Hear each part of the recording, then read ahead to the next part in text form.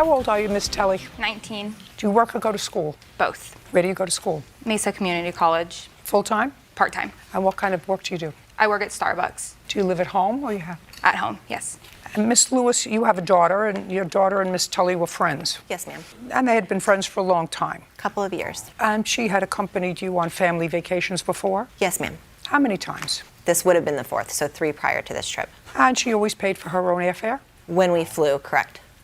Minus one time, I did pay for it one time. When did you pay for that? I believe it was a trip to New York. From where? Chandler, Arizona. But we fly out of Phoenix Sky So Harbor. it was a long flight. Yes, ma'am. Where else did you go with Miss Tully? California, Your Honor, twice. And then When you went to California, where did you stay? Huntington Beach at a condo that I rented. She paid her own airfare? There was no airfare, we drove.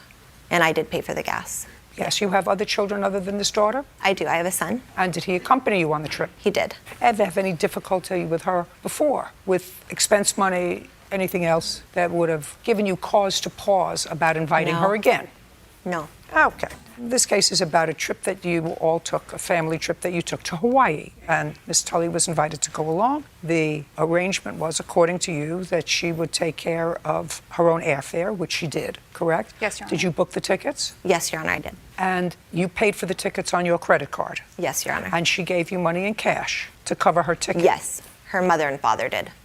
You rented a hotel while you were in Hawaii? Condominium, A condo. How many bedrooms? 1. And where did Miss Tully and your daughter sleep? On the pull-out couch, So they slept together. So she Yes. didn't have her own room, so she... as well as another friend. So there was no additional expense Correct. with that. And food, how was that covered? She was supposed to cover her own food. Okay. And you brought money with you? Yes, Your Honor. How much money did you bring? About $300. How long were you going to be away for? I believe it was 7 days, but we got stuck for an extra day, I believe. Got stuck because of air? Yeah, there was something with the weather flying out of Los Angeles, so we couldn't fly out from Hawaii to Los Angeles to get home. Is that correct? No, Your Honor. The trip was a 10-day trip, the 22nd through the 1st, and we did get stuck for 2 extra days, about a day and a half, so it became an 11-and-a-half-day trip. Now, this lawsuit is all about the fact that your daughter and Miss Tully had a fight, an argument. It's falling out. When did you have that argument? I believe it was in September. September of last year. Yes, Your Honor. And when was the trip to Hawaii? In what month? June. When did it end? July. What was the argument about? I did not want to be friends with Why? her daughter anymore. Why? Because I did not like the way that I was treated around them. Like what? What do you mean? There were just comments that were constantly made about the way that I lived my life and my family and the money that my mother earned, and I just did not want to be a part of it anymore. And you told, what's Miss Lewis's daughter's name? Bree. Where did you have this discussion with her that you didn't want to be friends anymore? I did not have a discussion with her. I unfollowed her on a social media. That must have been after something happened, Miss Tully. I just decided that I didn't want to be friends with her. She went away to college and I stayed home for college. We didn't have any contact. We didn't talk. What happened after you came back from Hawaii? We talked maybe once or twice because I went out of town with my grandparents and stayed with them for about 3 or 4 weeks and then returned home for school. During that 3 or 4 week period, did either Miss Lewis or Bree contact you about any money that you owed No, them? Your Honor.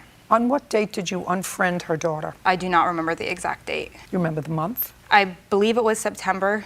It could have been October, though. I'm not 100% sure, though. Do you remember? Yeah, it was in September. September 28th, I believe.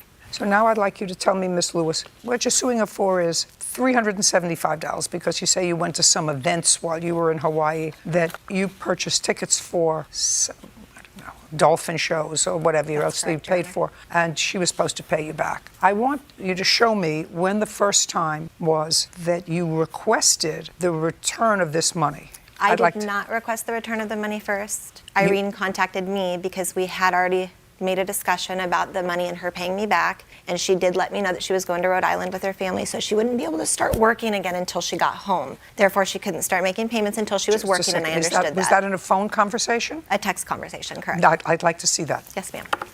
Well, you clearly knew before you went to Rhode Island that you owed her some money, because that's what it says here. Okay, yeah, but I didn't. Okay.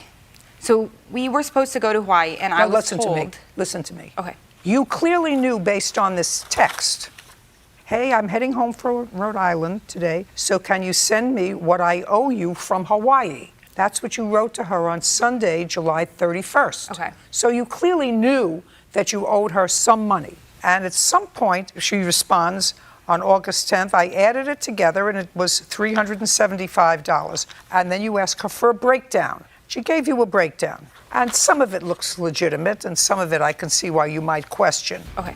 Did you go to a snorkel trip in a luau? Yes, Your Okay, Honor. so that's $125. You don't dispute that. She paid for it, correct? Yes, Your Honor.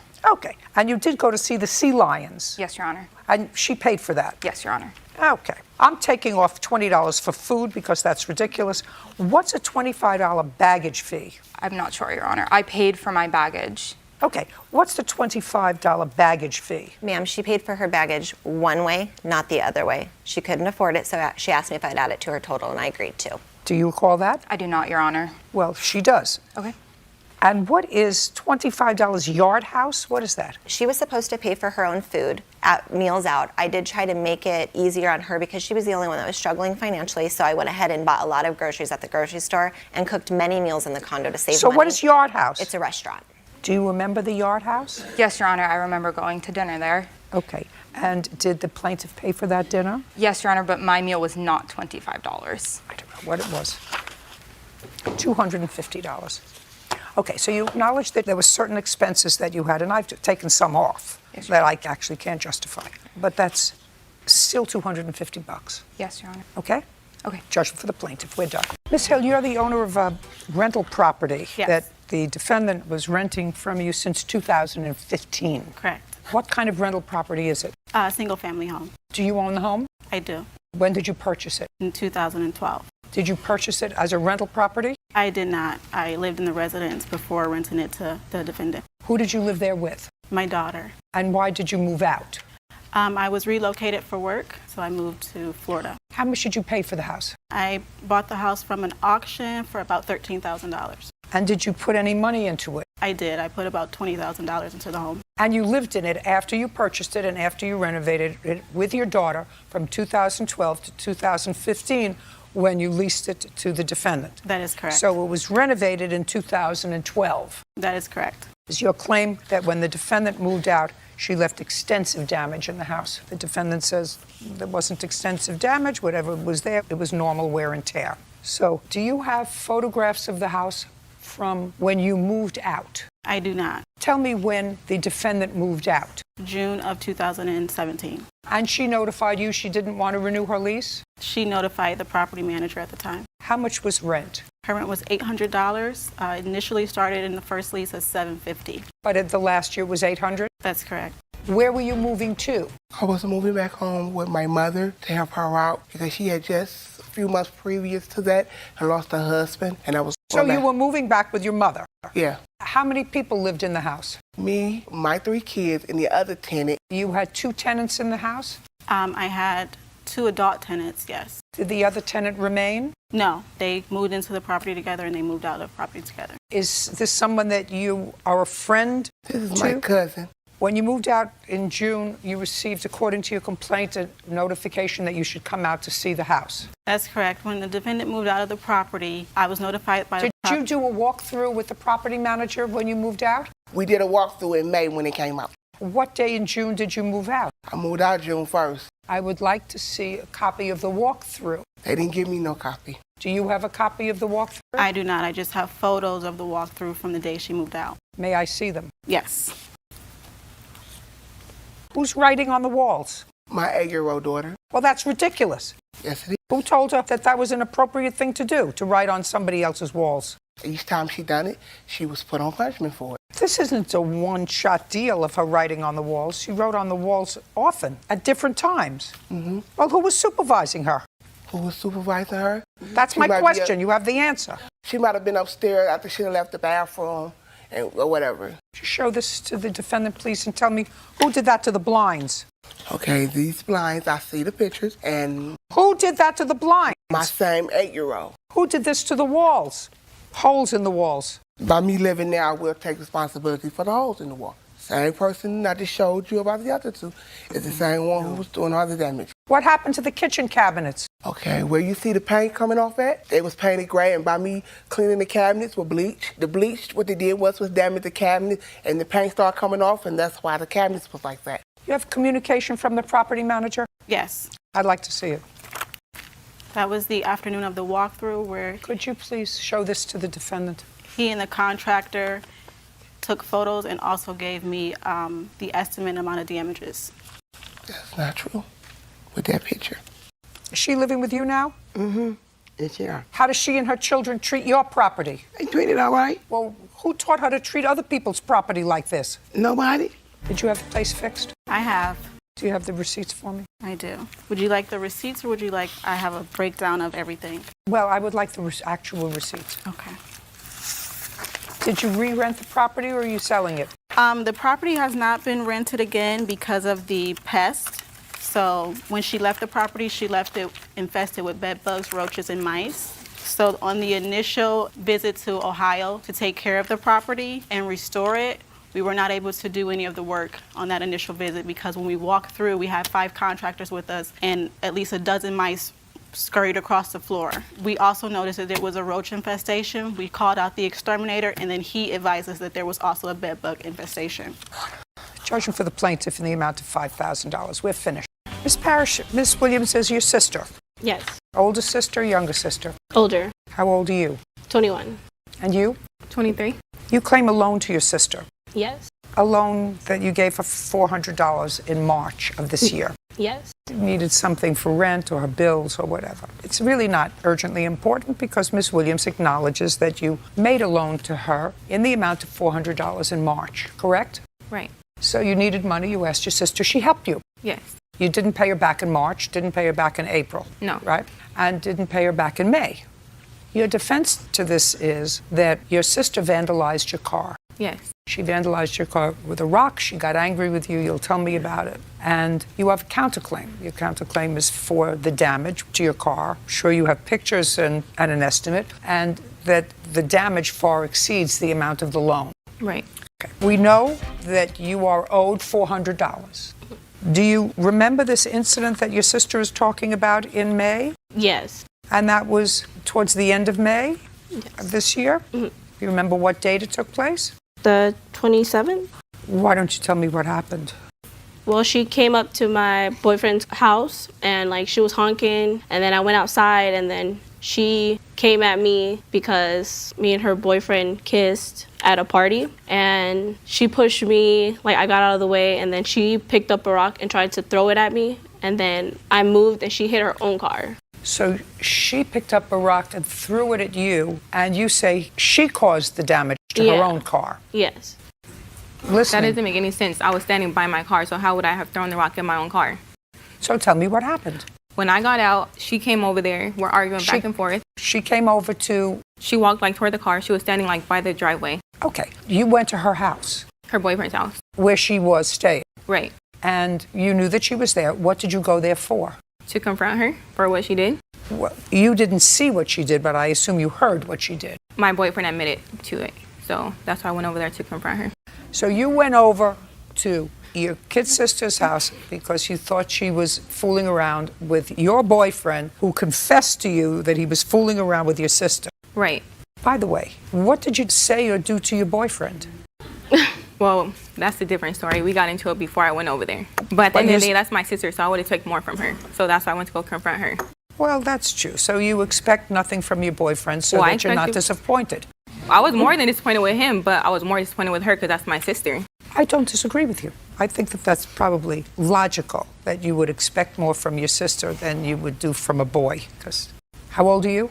No morals. They think with a different organ than most people. But I can understand it. So you went over there to your sister's house where she was staying and you drove there. What did you do? I started honking the horn, and then she came out, and So she came out of the house and you are where? I'm by my car. I walked around it, so I'm by the back door. And then what happened? We're going back and forth, yelling, calling each other names. She got mad because I told her that I would sleep with her boyfriend because of what she did. So that's when she threw the rock. And I ducked, so, well, not ducked, but moved out the way, and then it hit the car. Well, really didn't mean that when you said that. No, I wouldn't do Because that. that would be really stupid. Yeah. Then you would be the fool, right? Right. Have you spoken to each other since? No. Okay. Can I see photographs of the car, please? What kind of rock caused this damage? Like a little boulder. It was like a large rock. Like there's like a little garden and there's rocks around it, and that's the one she grabbed. Do you have an estimate for fixing it? Yeah. $816. Minus $400 is $416. So you lost the loan and she's getting her car fixed. Judgment on the counterclaim in the amount of $416. We're finished. Thank you. So now we're in September. In September, did he give you a check? So what happened was on August 30th, I was alerted by the bank that my husband withdrew $1,472, funds that were not supposed to be touched. Our lawyers said, do not touch that money. Was that in a joint account? Yes. Stand up. Did you withdraw $1,472 from a joint account? Yes, ma'am. For what? Because she was transferring money, utilizing that money for other things. And before it all disappeared, I said, I'm withdrawing half of what was mine, and half of the money that was in there. Just a second. You had an agreement with your respective lawyers not to touch a pool of money. I think we're not going back here years of separation. So at the end of June, how much was in that account, Mr. Cole? The end of June? Yeah, when you left. Nothing. Nothing. Zero. Yeah, I don't think there was anything. Zero. Okay. And who put money in there in July? It was a tax refund. Tax refund. So a tax refund came in. Correct. In what month? August, I believe. Yeah, August. We were in court. So in September. August, tax refund went directly into the account. Yes. In what amount? Just under $6,000. So $6,000 went into the bank in August. Do you remember what date in August? No. Do you remember what date in August, Mrs. Cole? I think it was between August 8th and August 10th of 2016. And on what date did you draw out $1,472? Towards the end of the month.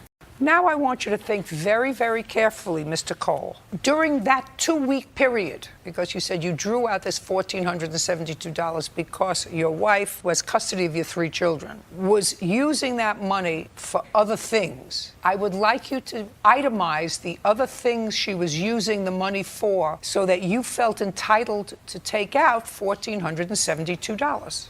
I don't know exactly what it was for. I mean, was she using it for... Just a second. Did you see money coming out for a spray tan or for breast augmentation? No.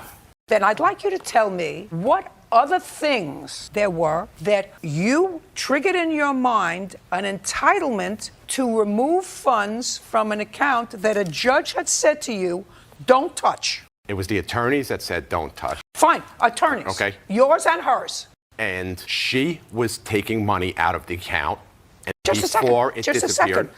Well, so then you've changed your statement. Your first statement is she was taking out money out of the account for things that she shouldn't take money out of the account for. Okay? So now you're not saying that she shouldn't have taken money out of the account for frivolous things. It could have been for other things, but you don't know what they were. So I'd like you to tell me how much money she took out of the account. It was probably in the realm of hundreds of dollars. No. You went against an agreement with your attorney and you took out an odd number, $1,472. Now, she looks like she's got everything written down very, very carefully. You are standing there with your mother with nothing in front of you. Is it correct that in the month of July, you didn't send $1,400 for the support of your children, you sent $800 for the support of your children? No. How much did you send for the support of your children in the month of July? I don't have that paperwork in front of me. Well, where did you think you were coming today? To the beach? We were coming to... Just a second. Where did you think you were coming? You were coming to the beach? No, this is all leading up to what happened on the date that your former wife, and I'm not usually, if you ever watch this program, you understand, I'm an ecumenical abuser. If I think that she did the wrong thing by going to your mother's house because something was wrong with a check, I'll let her have it. But right now, I'm not getting a good vibe from your side. Because first, you tell me that you touched money that you weren't supposed to touch because she was using it for things she shouldn't have. That triggers in my mind, if I didn't ask the next question, going to get gels on her nails instead of supporting your 3 children who are 15, 13, and 11, okay? And you can't support 3 goldfish on $1,400 a month. Do you understand? Mr. Stoffel, would you go over to that sign over there? Point out your car. You're the one near the stop sign. That's correct. Point out the plaintiff's car. He had no stop sign. That's correct. Back. When did the accident happen, sir? June 12th, 2017. What time of the day did this accident happen? About 1:30 in the afternoon. What kind of car were you driving? 1993 Chevy S10 pickup truck. And you, sir? 2005 Dodge minivan. Did you have insurance the day you were driving? I did. Did you? I did not at the time. I thought I did. Everybody always thinks that they have insurance, which is why you're here today. So let me explain something to you, Mr. Stoffel. You had no insurance and you had a stop sign. That means it's your fault. The insurance doesn't have anything to do at this point in time.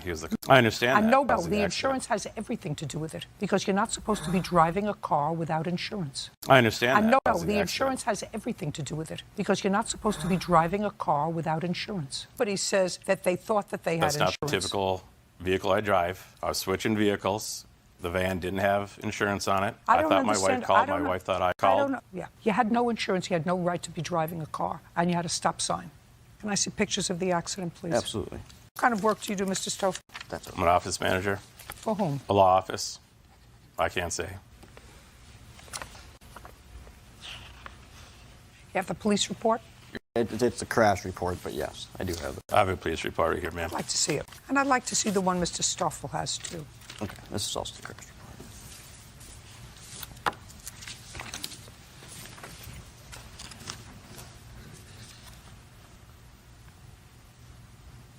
Nice report. You have no insurance and you were at a stop sign. End of story. But the insurance doesn't have anything to do with it, ma'am. Oh, I yes. proceeded to pull Oh, out. you can't pull He out. struck my vehicle You can't pull out. doing the high rate of speed that he's doing. I have a witness saying that he had pulled out earlier down the road, driving Listen to me- recklessly. Listen to me very carefully. His name is Chris. That's correct. You have no insurance and you had a stop sign. Your fault. I understand that. And It's it's my your fault. It's my No fault. insurance. But yet no alone, insurance. Yet alone, his no insurance. driving, my witness No saying in- that he was driving Listen to recklessly. me. Not 11 interested, Chris. Do you understand? Can I say something? 11 convictions of speeding. Listen, no insurance and a stop sign. That's what stop signs are for. I know what stop signs are for. But as I go to proceed out, due to his rate of speed based on the witness. Okay. What kind of car? A 93 Chevy S10. Okay. We don't go back that far, do we? I have the Blue Book value from the NADA Classics because it is considered to be a classic. Listen to me. Don't give me classic. Okay. Not giving you classic. Okay. Do you understand? How much did you pay for it and when? I bought it back in 2014, and I paid $1,000 for it. Just for my own information. Were you going too fast? No. No, I had only actually, I come out a block down the road, so I didn't have enough. No, just a second. He was flying. Chris? He was cruising. Chris? He was doing Chris? about 65 miles Chris? an hour in a 35. Chris? There's I don't, no way. Chris, doesn't matter. You don't drive a car without insurance. It's irrelevant. Not to me it isn't. Maybe to you. Not to me it isn't. If he wouldn't have been going so Now fast, you he can wouldn't put have him even out. hit the van. Thank you. Hey, Chris. Yes, sir. He thinks that Come this here. is a here. cocktail hour. See that door? Yes, sir. Yeah, that's the one. So you're saying the fact that I'm saying judgment for the plaintiff in the amount of $250. We're finished. Thank you. You are Mr. Glass? Yes, Your Honor. This is your girlfriend. Yes, Your Honor. And this is one child together. I have one child. You have one child, not yours. Not my child. Mr. Glass, you came and rented an apartment from the defendants. Yes. What month? In the end of February, so it was for March. What was the rent on the apartment? It was $1,300 plus a month and a half security, Your Honor. And how much money did you give them? $1,950 plus $1,300, so that should be $3,250. And you moved in March. Yes, about March 16th to be exact. Where had you been living prior to that? I was staying with my mother, and she was staying at MLK. Did both of you work? Yes. So this was the first time you were going to try living together. Yes, Your Honor. Did you have a lease? Yes, Your Honor. Can I see a copy of the lease? I don't believe I brought it with me, Your Honor. Do you have a copy of the lease? I'd like to see it. Okay, so you moved into the apartment in mid-March. Yes. Did you move your furniture in? Yes, that's when we moved everything in. Okay. And that was all from your apartment where you were living. Well, we saved our money and we went and brought new furniture. And then you moved out in mid-April. Yes, Your Honor. What you're doing is seeking your security deposit back?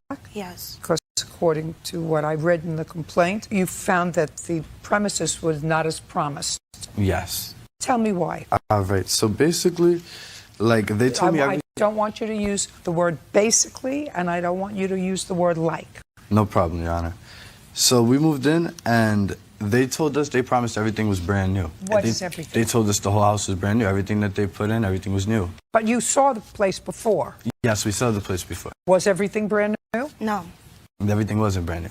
So is what you're telling me they said they would put in new things? Yes, they told me they would put in a new shower because it looked really bad. Like, it was a gray color. Okay, so they told you they would put in a whole new shower? Mm-hmm. What else? And he told me that he was going to put bars on the window, he was going to fix the closet doors, he was going to fix the room door, he was going to fix the cabinets. Actually, he didn't do that. He put one brown, another one light brown, and another white cabinet. So I don't understand how that goes. Then the refrigerator, I told him since the day I saw the apartment. No. Did he tell you he was going to put in a new refrigerator? No, because he didn't remove it, so there was no space to put another refrigerator there. The kitchen is very small. Did he remove it? No. Did you bring in a new refrigerator? No, because he didn't remove it, so there was no space to put another refrigerator there. The kitchen is very small. What did you do with the other refrigerator? I left it there. I didn't move it. I just left it there, and I brought myself a cooler until he decided to remove the refrigerator. We were actually promised that we would get help to remove the refrigerator if it didn't stop stinking, and that never happened. What else? We moved in, and they promised everything was brand new, but we have pictures of the tub overclogging because of the paint chipping from the from the inside of the tub. It chipped and it clogged it. When it clogged it, a bunch of worms came up, like out of the shower. And I mean, you can say that it's not worms. They told us that the plumber supposedly said we stuffed noodles into the shower. I mean, I'm a grown man. No, just a second. Let me start out with this premise, based upon what I've heard so far. I don't want you to be defensive. Two young people saved their money to move into their first apartment together, managed to save up $3,250. They move in, and they move in all of their furniture in March. And unless something is wrong with the apartment, no normal people would move out and go through the expense of moving out a month later. So something has to be wrong with the apartment. Now, they're two young people, and maybe they should have put everything down in writing, what were promised to them. Do you have that? We have everything promised to us in writing. I'd like to see it. Yes. All right, so basically No. Oh, sorry about the First basically. of all, no basically. Second of all, just hand it to me. So they... No. Just hand it to her. All right. You have a nasty way about you. Excuse me? Is this you who are writing this or her? I don't know. One. Which one? I don't know what it says. It's Dave. You got a nasty way about you. Okay. Yeah, you do. Oh, and Your Honor, then we have pictures of it over flooding too. I'd like to see that. I want to see the premises on there moving in, and I want to see the premises when they moved out. These are the before pictures. These are the after. The last 2 pages, when they printed, there's a before and an after on it. What's this a picture of? The floor. That didn't happen in a month. They were there more than a month, and I also have the receipts to show when I paid for the flooring to be put in. Your Honor, I have the text And when I bought messages. the- Just a second. Didn't happen in a month. Your Honor, I have the text messages of exactly more when than we a moved in. Just a second. Oh, sorry. I know when you moved in. I want to know when you moved out. They were evicted in June. They didn't move out. They were evicted by the courts in June. And I have that. When did you move out is my question. April 19th. April 19th, we had belongings inside of the apartment, but that was because it was like... I don't care. If you had belongings in the apartment, then you're there. We couldn't go back to the apartment because she was threatening me and I had to press charges on Melissa Dempsey. We have police reports and video recording. Just a second. Would you just show this to the plaintiffs, please? And show this to the plaintiffs, please? That's all trash. What is this trash? What is that? That's all garbage. It's all garbage. It's all trash. Is that yours? The trash that's in the kitchen, they claim to clean out the bottom of our kitchen, but all right, this is how I knew. All I'm asking you is that your stuff? No, this in the kitchen is not ours. This right here, like the 3 hangers, are ours. Yes, they are. What's this a picture of? The stuff they left in the refrigerator, and I believe also in the closets. When did did you finally move your furniture out? In June. In June. Yes. So you owe rent for April. No, we paid April. It's May, June. So you didn't pay rent for 2 months. For May and June. Yes, Your Honor. Where did you go in May and June? We were staying at hotels. Why? Because we didn't really have They a were place. threatening us. They were threatening us. We have videos. And police reports of them threatening us. She said she That was what? going to beat me up. She was threatening me, saying she was going to beat me up, this, that, and the third. I have letters stating that she turned off my heater, and I have an asthmatic baby in the apartment. That apartment's too cold upstairs because we're in the attic. So I had to keep my heater on. I pay my own heater. Who was the last tenant in that apartment? That would be Hernandez. And how long was Hernandez? Over a year. Prior? A family that lived there. It was Roman and her how children. long? And how long was that? Several tenant? years, about 10 years. I'm sorry, Your Honor, he's mistaken. It was Roman lived on the second floor with her family. Her mother actually that's right. lived I'm in the sorry. third floor apartment, which was Roman. The mother lived there for 2. I'd like you to tell me when this apartment was refurbished, either after Mr. Hernandez or after Miss Roman moved out. It was after both of them. You have the receipts for that? Yes, I do. I'd like to see them. Thank you. What are these things for? It was the flooring. It's the actual flooring when it was purchased. I said refurbished, painted. No, I'm carpeted. sorry. We put in new floors. We painted the apartment just one solid color, white. I asked you when Mr. Hernandez moved out, did you paint and refurbish the apartment? Yes, do you have any receipts for that? That's the receipts for the brand new flooring. Okay, fine. Ma'am, Your Honor. Fine. Ourselves. Listen to me. You owe them 2 months' rent. Because if your furniture is there, then you're there. Unless there's a reason that you had to leave. I'll hear you about the reason that you had to leave. Can I show you the video why I don't want to live there, please? Look, also with this. No, I can't hear both of you. Oh, go ahead, babe. Hello? Yeah, if you want to run your mouth, come to my face and run it.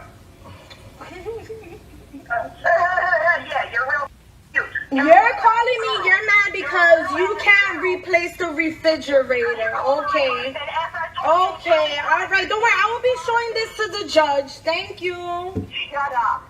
Who said for me to shut up? I said for you to shut up. Who said for... That's not me. Oh, no, this is not his apartment. Let me tell you something. First of all, I really do not need to shut up because I'm tired of you guys harassing my man and calling him, yelling at him while he's driving. My son is in the car. That's your mother? That's my mother. I was just letting you know it's not me on the recording. Does your mother live with you? My mother is the owner of the home. She lives on the first floor. She owns the home where She's they live? owner occupied. Yeah, that's yes. our landlord. I have power of attorney because my mother is unable to fly to actually come here, and I have power of attorney to be certainly here for doesn't her. sound as if she's weak. I want you to tell me, since I read some of your stuff here, I want you to tell me why you think that these young people who saved $3,000 to move in together, bought new furniture, moved in the new furniture, why you think they physically moved out after 4 weeks. Now, I'm not asking you. I'm asking you.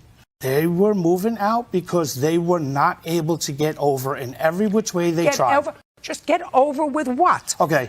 It started out that there was a complaint that they were having worms coming up out of the tub. I had a plumber come in. There was no worms. I had a fire inspector come and do a don't want you report. to say.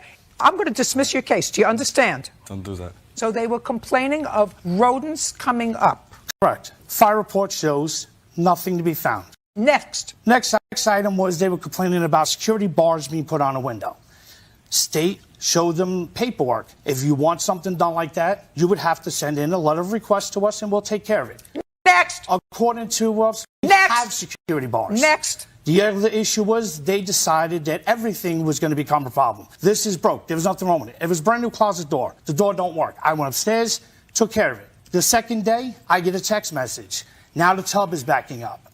I took care of it. Following day, comes up again. Other issues. Oh, there's a hole in the closet door. What hole? The doors are all brand new. There's brand new doors put up, brand new hangers. Everything is new. Flooring is new and all. Now, I don't want you to show me the flooring. I want you to show me everything else that's brand new. I want you to see all your photos. No. I want to see paid bills that everything is brand new. That contractor did everything new. Listen to me. We don't have it. You don't have it. No. Because I looked at the pictures. That's not brand new. The That tile- apartment is not brand new. No, we never said the entire Just apartment was brand I didn't new. ask you to say a word. The apartment was not brand new based on the photographs that you showed me. Okay. So what you just said to me was not true. What you just said to me, if you told that to him, it was not true. There was not. I haven't heard a reason from you yet why these two young people, and you know, I'm usually pretty sympathetic to landlords, but something has to make sense. Hey, more. No problem. Make sense. And it doesn't make sense to me that these two people would save their money, buy new furniture, probably took them a long time to do that, move into a place, and unless something was radically wrong, not with them, but with the apartment and the atmosphere, that they would move out 4 weeks later. It doesn't make sense. They don't look like crazy, and it has nothing to do with getting over. No, well, there was more. Narcotics use being used. The entire house reeking of marijuana on a daily routine. I have a young child and ask him, please, do not allow this to happen. According to the lease, it is a smoke-free environment. That's every day. Just a second. Absolutely true. You're absolutely correct. I read that in the lease, and there's no question that you were smoking weed. No question in my mind, because you actually acknowledge it in here. Do you understand? Yes, Your Honor. But he also said that we could smoke on the roof, Your Honor. That's also in those text messages. I understand. He says, go take a walk or go up on the roof. I understand. The roof is on our attic. Listen to me. You have a 3-year-old asthmatic child, according to you. That's what you said. You have a 3-year-old asthmatic child. Yes, Your Honor, but the child wasn't even able to stay there more than a week because we didn't have bars on the windows. We had problems with the shower. Right. I also have the fire department proof that the flooring wasn't done all the way. I don't want to hear you anymore. I don't want you to say anything unless I ask you a question. Do you understand? Yes, Your Honor. 2 months' rent is what you owe them. There's no question that you were in violation of the lease by smoking in the building. There's also no question that this side, including her mother, had trouble with you right from the beginning. Whatever it is, it wasn't a brand new apartment. All I want to know is, did they pay you the 2 months' rent, or did that come off out of the $4,500? No, the $4,550 that they're suing for is the 2 months' rent that they've already paid for living in the apartment, plus the security they don't deposit. get that back. Their security deposit was $1,950. Yes. Your Honor, if I may say one thing, just to explain why all this actually started. 4 days after they moved into the apartment, they both came down because my mother never actually got to meet Veronica. She only met James. My mom explained to them that she wanted it to be more like a family so that we could be comfortable. That's how she likes it to be with her tenants. At that time, Veronica felt the need to ask us if we would provide her with an additional lease with only her and her child's name on it because she gets welfare and she wanted to defraud them and not tell them that she lived with Mr. Glass because then they would cut her benefits. And they never cut my benefits we said because no, Glass was on my lease. we would not provide her with an additional lease. That's when You the did problem provide started. me an additional lease. No, we did yes, not. you did. You provided me 3 of them. One with my name by myself, one with Mr. Glass. And Why did you want a lease just by yourself? No, I didn't want a lease, but just by myself. They rented to me. Glass wasn't upstairs. They don't want to make that clear. I went upstairs. I went upstairs by myself and spoke to Dave. Listen to me. I'm really smart. I know all the drills about welfare. Why did you want a lease in your name alone? Give me I wanted a lease in my name with my son because they were going to cut my food stamps. But then they got the original lease, and the lady, they did cut it about like $117. All right. Okay. All right. You owe them $2,600 for the 2 months that your stuff was there. They owe you $1,750 for the return of your security deposit, which means... We have a counterclaim. I know you have a counterclaim. I've considered your counterclaim. I don't see damage. Do you understand? Have the bill. I don't care. I have the paid bill. All I'm awarding you to clean the apartment is $250. Do you understand? And what about the brand new floors that they scratched and put holes in? Just a second. You're not getting new floors. I don't want new floors. Good. Perfect. But I should still be paid for the damage they created. They owe you $2,600, and from that, I am deducting $1,750, which is the security deposit, which means I am awarding you on your counterclaim $850. Your claim is dismissed. We're done. And she opened the envelope in front of you. Yes. And she opened the envelope in front of you. No, she did not. She left. Right. It was in my mailbox for her. So you didn't even tell her to come in? No. Is there any reason why? I just Didn't want to. I didn't want to be bothered because it would be complaints over money and complaints over my son, and it is not my job to pay his bills. You're going to say, yes, I did in August, but the fight is between him and her and not me. You're absolutely right. Just make sure that you don't have blinders on. You may have a 45-year-old son and you may love him. If he does the wrong thing, you have to say to him, Kenny, you're 45. I told you when you did the wrong thing when you were 3 and 6 and 10, and you're doing the wrong thing now. You made these children. She made these children. It's not like she's a bum laying in bed and eating bonbons and saying, you know, you have to take care of me. She works. Right. You work, and your primary responsibility right now is during this transition period with your children, since you're not here anymore, to make sure that they feel secure. And the custodial parent, which happens to be their mother, because Kenny doesn't want the children.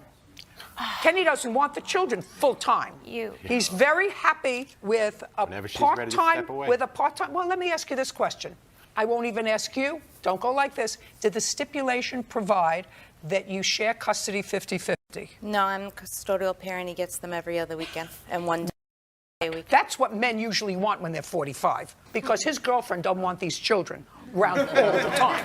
She may say, I want to be their new mother. She won't allow the children to be. She may say, I love them and I want to be their mother. Not so. Not so. I'd rather go to Florida. So you have to take blinders off and just look at it from a dispassionate position. All right, so now she comes over and the check is made out for September 31st. She comes back and she says, do something with the check. And she's angry. Right. What did she say to you? She did not. She wanted me to issue her my own personal check. No. Just a second. Yes. Just a second. Let's say she wanted you to issue her your own personal check, and you can say to the Zindi when he comes home from Florida, you're going to reimburse me $1,407 because that's what I gave Lori for the children because you wrote the check out wrong. What's wrong with that? I had Kenneth on the phone, and he said, Mom, you can change the date on the check because there was a 9, and it could have so easily been made into an 8 for the date, and Lori would not permit me to do it. Well, you know, he's probably not a bad guy, your son. Of course not. Right. Right now, his whole life is being ruled by one organ, and it is not above his neck. Now, instead of saying, I'm in Florida, I don't want there to be any trouble. I wrote the check out wrong. I'll reimburse you as soon as I get back from my vacation. Write Lori a check out for the kids. I don't want her to be aggravated. So that's not what happened. And there was a whole kerfuffle, and she got aggravated and she got hot. And you didn't do anything when she got hot. She left. It was an unpleasant moment. Kenny is laying around the pool at the Fontainebleau in Florida with his girlfriend. Kenny called the police. Would that be a fair statement? Oh, my No, God. just a second. Just say a yes or a no. Yes. Did you call police or Yes. did Kenny in Florida call the police? Yes. So Kenny is laying around the pool having a drink with an umbrella in it. You're there dealing with his problem. You don't call the police. He does, from Florida. So the police arrive, and you tell them what happened. She came here, she was annoying, she yelled at me and whatever. And according to your answer, the police said, well, if she was that annoying, you can file for a protective order, right? Right. So you said, she was nasty. My son is in Florida. Police said I could file for a protective order. You go and you file for a protective order. Not because you called the police and felt threatened, but because Kenny, drinking his margarita around the pool, he thought that you were threatened. So she hires a lawyer, and you go to court. But she had to pay for the lawyer separately from the matter. That's why we're here. Yes. Mr. Austin, it is your claim that the defendant is responsible for an accident that you had while you were riding your moped. That is correct. Just tell me the date of the accident, please. June 20th, 2017. And your moped had a license. It was... Yep, it was licensed and registered and everything. And what kind of car were you driving, Miss Austin? A CTS Cadillac. What year? 03. At the time of the accident on June 20th, did the car have insurance? No, ma'am. That's why we're here. Yes. Because if we had insurance, your insurance would have covered the damage. Yes. So this is going to be fast. You're going down the street, you're pulling out of a parking space. Yes. And you're pulling out of a parking space, and according to that chart over there, either he swerved to avoid you or your car came into contact with his. Did her car come into contact with yours? I believe it did. But you're not sure. Yes. But what happened is you are driving your moped down the traffic lane. Mm-hmm. She had scrapes and abrasions. Yes. Okay. Did you see her pulling out of the spot? She is coming out of a parking space. Correct. So you clearly have the right of way. Correct. So whatever happened, whether he swerved to avoid you coming out of the parking space or you hit him, your car is responsible. Can I see the damage, please? Would you like the receipt for the damages? I would like the receipt for the damages and the medical bills, please. Sure. You weren't hospitalized. No. You had scrapes and abrasions. Yes. Okay. Did you see her pulling out of the spot, Mr. At Anderson? the very last minute, which is why I tried to swerve to avoid hitting her. She was attempting to make a U-turn. Well, that's what I'm looking at. I mean, if she's pulling out, it looks to me, at least based on here, that she wanted to go in the other direction. That is correct. She wanted to go in the other direction. She was trying to make a U-turn. From the parking space. That's not correct. Where were I you? was pulling out, yes, I was. But I was not trying to make a U-turn. Where were you going? I was attempting to go home. To go home? Yes, ma'am. What time of the day? 10:30 p.m. Where had you come from? My son's home. So you were visiting with your son? Yes. And you were going to your house? Yes. What's the address of your house? 10th Street Northwest. Do you know where that is? Approximately, yes. In order to get there, does she go straight or does she have to go in the other direction? The easiest freeway access probably would have been in the other direction, yes. So she was attempting to make a U-turn. No. You still driving your car without insurance? No, ma'am. And I do have insurance. But you didn't on the date of the accident? Correct. Oh. Well, you had some serious nicks and bruises and cuts. Yes. Sure did. Can I say something? Sure.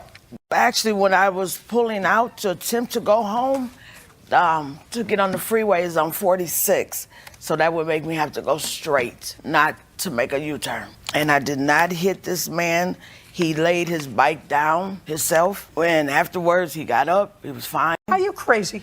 Is there something wrong with you? Yes. Is there something wrong with you? No, You're ma'am. not supposed to be driving an automobile, a big old Cadillac, without insurance, or a little car without insurance. You're supposed to have insurance, because your insurance would have paid for his injuries, would have paid for his medical bills, would have paid for his moped. The only reason you're here is because you had no insurance, and you were careless, and he was injured. Judgment for the plaintiff in the amount of $5,000. We're finished. Mr. Castro was a friend, and he allowed you to move into his house, and you were paying some modest rent. Started out at $450. It went up to $550. Yes. Mr. Castro, when did he move in? In July, I think. June of last year. That's incorrect, Your Honor. I gave him money in advance, and I never moved into his home until July because I continued to. My pride was in the way, and I didn't want to move in because I still had things right in my life before I took on the venture of sleeping on his couch. Listen to me. Shortly after you moved in, you moved your girlfriend in. How much after you moved in did you move your girlfriend in? Just answer the question. Month, 2 months, 3 months? How much after? She came in with me the minute I came. The minute I showed up there, she was there. You have to get your story straight, sir. You signed a complaint. And the complaint which I have in front of me says, I was down on my luck, and he was doing me a huge favor. My co-plaintiff and girlfriend, Lynette, moved in with me shortly afterwards with his permission. That's what you wrote. Your Honor, don't look at me confused, sir. Your Honor, I didn't write that. Did you read it? You signed it. Yes, I did. That part slipped my mind right there. I should have outlined that, okay? I thought I had that correct. But the bottom line is, I'm here to be truthful. Don't give me a bottom line. Listen to me. I don't want to hear a bottom line. I want to hear somebody telling me with a certain amount of consistency what they filed as a complaint, which is what the defendant The complaint is that I bailed this dude out and he didn't pay his bail. No. The complaint says a lot more than that, sir. Actually, if that's all you were suing for, and that you were living there and he was arrested and you're suing for bail, that's fine. You're suing for a whole bunch of other stuff. Yes. Well, then it becomes, then all the rest of it becomes important. If you want to withdraw the rest of your allegations and the rest of your complaint, fine. I will address the issue of bail only. Do you understand? Do you understand? Yes. Is that what you want to do? No. All right, then we're going to go back to dealing with this case my way, not your way. Yes. You moved in, you were down on your luck. According to you, did you want to cross that out too? And the fact that he was doing you a huge favor, do you want to cross that out too? No. Okay. No. So he let you move in. That's valid. And after he let you move in and your girlfriend, then you brought in her mother. Yeah. Right. And he let you do that. And when did you bring in the mother? That's a question you're going to have to address with my significant. My mom didn't come in until November, late November, early December. Why wouldn't he know that? Because this is an agreement that was made between them two. I work most of the time, so I was only there in the nights. I would very rarely see Mr. Castro. He worked. But I did ask Mr. Castro in the beginning if he would have a problem with that. If he did, then my mom... Just a second. I don't care. I'm just trying to set up what the turf was like. He rented you a room, you brought your girlfriend in, then she brought her mother in, all living in the same room, I assume. No. Asked, let's go back to your complaint. She was on the gave you the couch. And if that wasn't outlined in the complaint, then there was a problem somewhere. Who was on the couch? Her mother was on the couch in the front room. And she was paying this man $300 extra a month to sleep on that couch. And he was okay with that. That was a financial benefit for him. He would love that idea, obviously, or she would not have been there. You live with him full time? Good for you. Yes. I'm going to get to what I consider is the only cogent part of his complaint, which is the issue of bail. At some point, you told him to leave, or according to you, they left. I don't care. I'm not entertaining an illegal eviction and you having to stay in a hotel. If you work all those hours, you shouldn't stay at a hotel. You should find an apartment for your girlfriend and her mother. Now, let's talk. That's much easier said than done. Listen to me. That didn't require an answer. That was a statement. That wasn't a question. Now, Ms. Turner, at some point you were at home. Mr. Fay wasn't there, and there was an argument that took place between Mr. Castro and his girlfriend. Yes, ma'am. They got into an argument, and you called the police. No. Who called the police? His significant other. His girlfriend called the police. Ma'am. You did not. No, ma'am. I think she called the police on the 13th. There's no question out there. Is it correct, Mr. Castro, that your girlfriend called the police? According to my girlfriend, no. She's no longer my girlfriend. Oh, that's hearsay. Okay.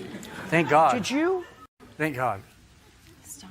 I'm almost finished with you. You have to understand that. If you can't control yourself in here, I have no patience for that. I'm too old. This was my friend. You have to understand that too. You know, this was my friend, and it was an unhealthy environment. And I'm glad. I'm done. You're gone. Goodbye. You take your case back to the small claims court where it came from. Do you understand? Seriously? No, not seriously. Super seriously. Mr. McLeod, you are 18, is that correct? No, 22. 22. And you get Social Security benefits. Yes. For what? Well, I have a serious back pain that I had since I was 6. So you've been getting Social Security benefits since you're 6? Yes. How do you support yourself? I do producing. Producing what? Music. For whom? Well, I have a studio with my uncle right here. Do you play an instrument? Keyboard. How long have you done that? Well, I'm kind of new at it. So I'm still learning about it. Did somebody teach you how to play the Yeah, keyboard? my uncle did, yeah. How long did he teach you how to play a keyboard? It's been 3 years now. And what do you do with it? Do you make records? Do you perform someplace? Well, I do it at my house right now. What do you mean you do it at your house? Well, it's like a home-based studio. Do you make records I or make- recordings? Yeah, recordings. Do you sell them? Yes. To whom? Online, like iTunes and YouTube. Who manages the business? My uncle, me, and my grandmother. Well, so you're a young man, so why do you get a disability? It was something that my mom kind of started. But you're not disabled, you work, you make music, you... Right. Don't know, really. I mean, I'm just asking you a question because I'm curious about the way your mind is working, because you seem like an honest young man. Let's say your music took off and you were making decent money, really decent money, and you had this extra money from Social Security, this extra $850 a month that you've been collecting since you're 6. Would you still collect it? You guess so? Yeah. This is what the case is about. You know the defendant for a long time. I don't know. She has a child with somebody that you know. Anyway, you've known her for a long time, and you needed a place to stay for a while. You moved in with her, and she became your payee on your Social Security. Living with her didn't work out, and it is your claim that she kept a couple of months of your Social Security benefits. Yes. Your grandmother had been your payee. Yes. And then weren't getting along with your grandmother, so you moved in with her. Took some time. How many months did you live with her in total? 7 months. And for how many months did she collect Social Security as your payee? That time, 7 months. All 7 months. Well, that's impossible, because if you moved in with her, you would have had to have made adjustments. Oh, well, yeah, it took like 2 months. Yeah. So that she got no money, right? Yeah. So she got no money for 2 months out of the 7 months. Yes. And then when you moved out, according to you, she kept 2 months Yes. of payments. Yeah. Where did you move back to? My grandmother's house. That's where you had been living. Yes. Where you and your grandmother and your uncle are in business. Right. Well, she didn't get paid for 2 months to house you, to feed you, to take care of you. Don't you think she should? You don't know. I don't think that I'm going to give you back this money. Those are the facts. The facts are she kept either 1 or 2 months, and she says you didn't pay 1 or 2 months when you lived there. See, Well, you see, Mr. McLeod, the government is soft-hearted. The government wants to be able to help people who can't work, Right. even if they're not of age to retire. So then you have Social Security disability. Now, I don't know what prompted your mother when you were 6 years old to get Social Security disability for you. Did you have surgery after you were 6 years old on your back? Yeah. What kind of surgery did you have on your back? It was back surgery, spine. You had that when you were how old? 6. 6. That I can remember, yeah. And then you went back to school. You recovered. You went back to school. Yes. Did you ever play sports? Yeah, basketball, but I couldn't do it for too long. But you played basketball. Now you work with your uncle and your grandmother in a home-based studio making music. Yeah. That's not what Social Security disability is designed for, Mr. McLeod. It's not designed for that. It's designed for people who cannot work, who cannot take care of themselves. That's what the government does. And one of the reasons that the resources of our government are being tapped like this is because people who can work and do work, because they've been collecting Social Security disability for 15 years, still think it's okay. Well, they send it to me and I take it. So your case is dismissed. I'm done.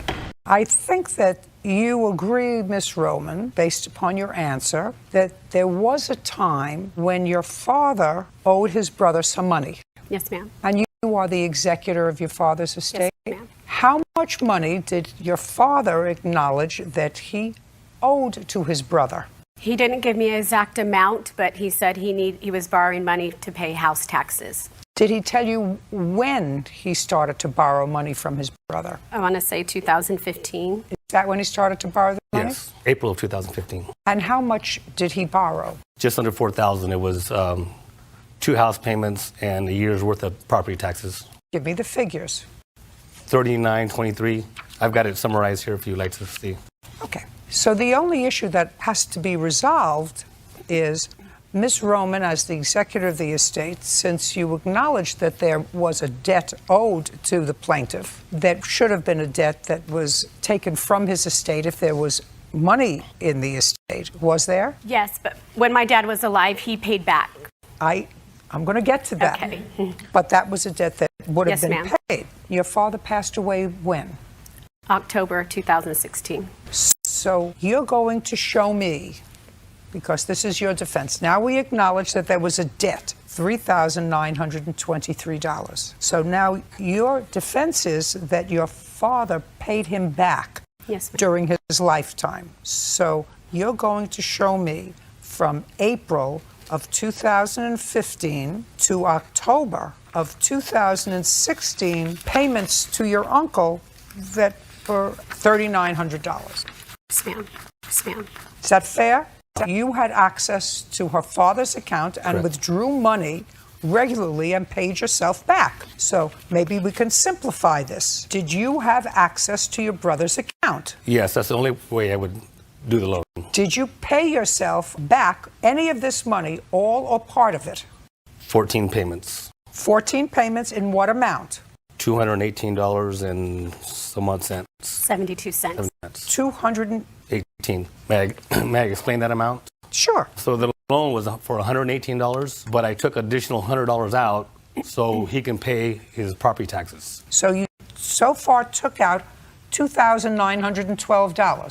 That's what I have. Okay. Your Honor, Just a second. Okay. I'm going to get to you in a minute. You acknowledge that you took back $2,900 of the $3,900 that he owed you. That's what you say.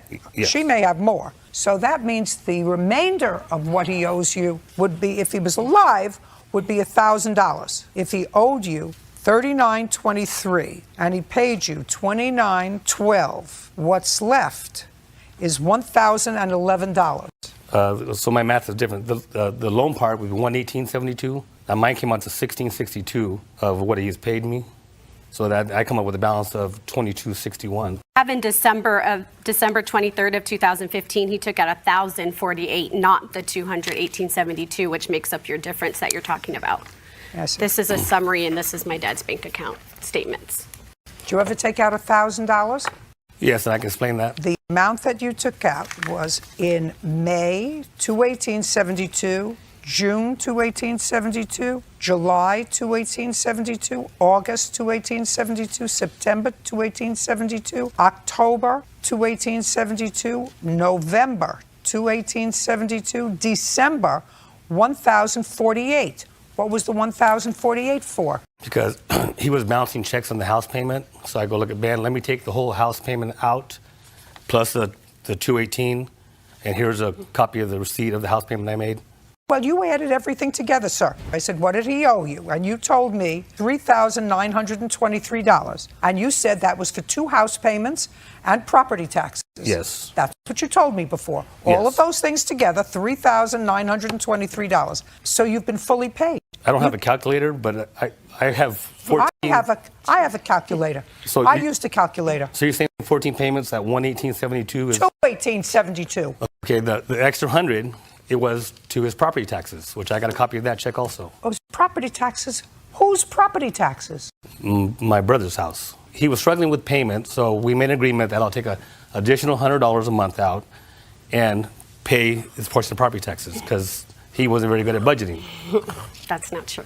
I've got a check here proving that. He's paid the mortgage payments and the taxes for 5 years, and May needed help at one time. She doesn't owe you any more money. We're done. What's your last name? Derek Hanley. That's your mother? Yes. And who is the gentleman with her? Stepfather. Okay. Are you part of this action? Yes. Great. And this is your girlfriend? Right. You have a child together? Yes. Who's 5 years old? Yes. What were you doing living with your mother and your stepfather? Well, what happened was they had Just listen to me. Oh, okay. Sure. No. You're going to tell him there's only one attitude here. That's fine.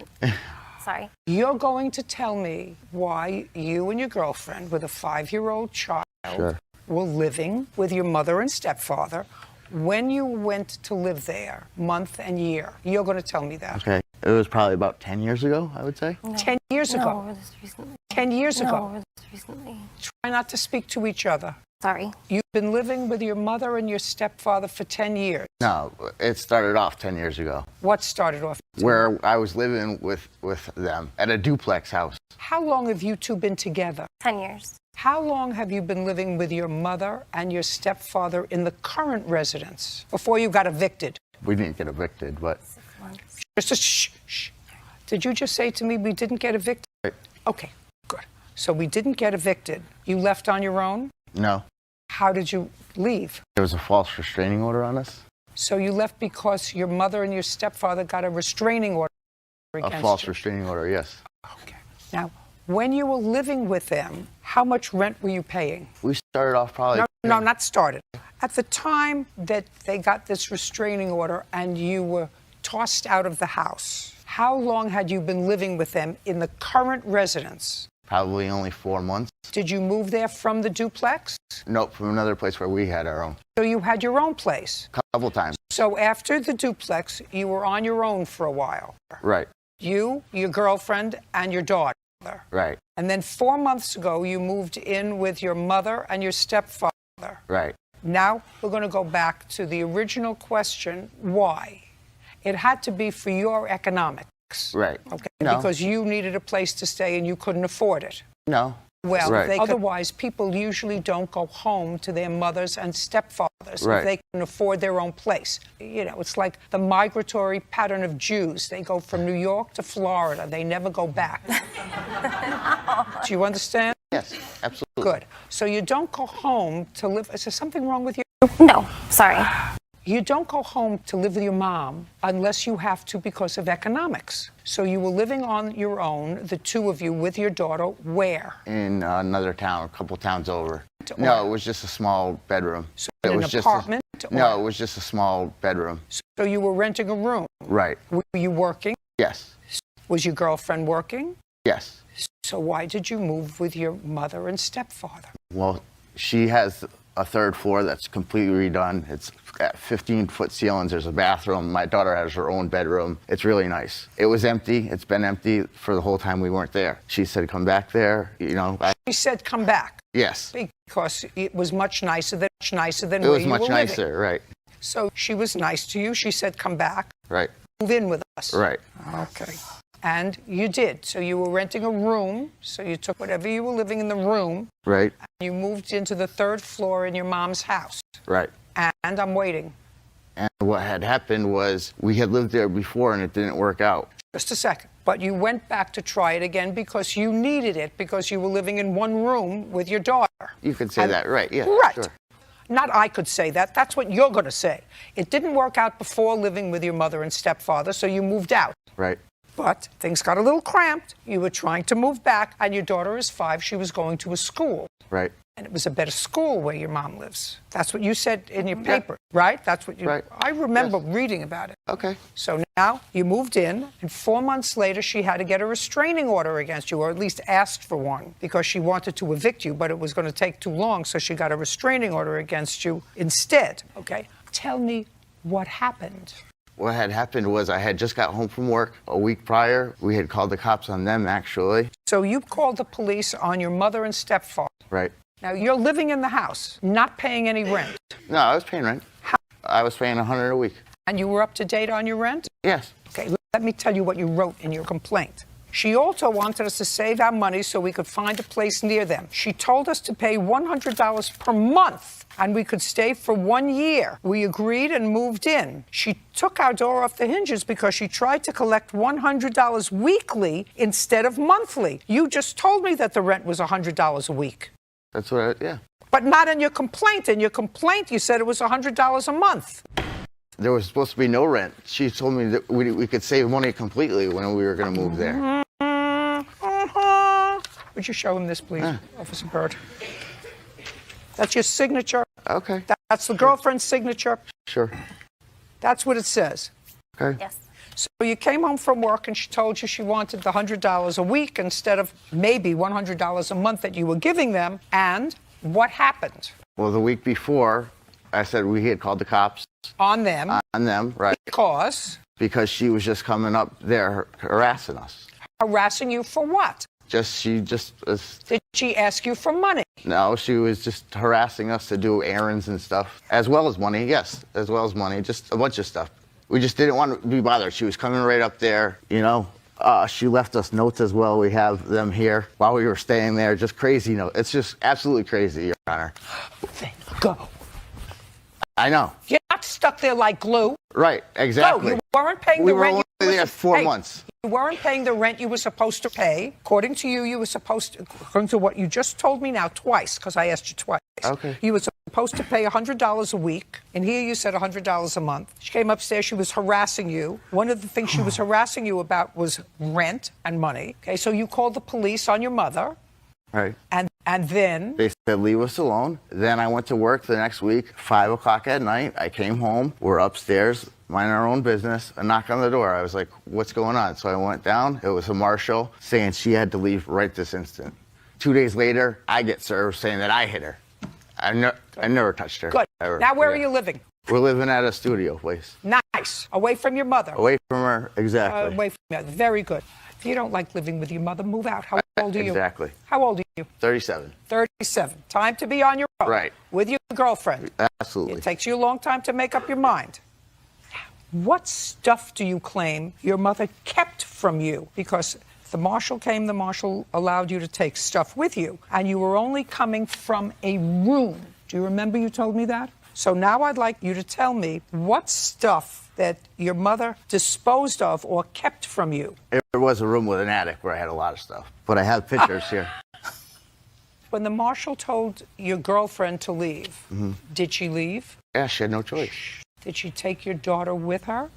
Yes. Where did she go? We had to go to a hotel. And did you, after that date, do you remember what that date was? I believe it was around, 5/16. 5/16. After May 16th, pay careful attention, did you ever go back to your mother's house to get any of your property? I went back once. On what date? Probably a week later. 23rd. 23rd. And who did you go back with? By myself, I called the police and they gave me An escort. an escort. Yes. An escort. So you went back by yourself in your car? Yes. And you took property from there? What I could take in a little car, yeah. We're talking about on the 23rd, Mr. Handley. You were there with a police escort. Did anybody prevent you with the police escort? Because I call the police Sure, to find sure. out. Did either your mother or your stepfather prevent you from taking anything else that belonged to you on the 23rd? No, they didn't prevent me, but I noticed some stuff was missing. The case is dismissed. We're done. No, please, can I? We're done! When was the engagement over? The engagement was over when she left August 28th Of this year? of this year, 2016. I'm not interested in March of 2015. What's next? I have court papers right here I was hoping you can help me with because I've not seen my son since September 25th. I can't help you with that. Did you file for visitation? Your Honor, yes, I have. But she's been ducking me. I have not seen her. You mean she hasn't been served? She has not been served because I've been trying to get her served at her job, but she has not been working there. I've been looking for her. All I can do and is I cannot all I find can her. do is she tell has you- the I'm going to tell her something. I don't have the jurisdiction to order visitation.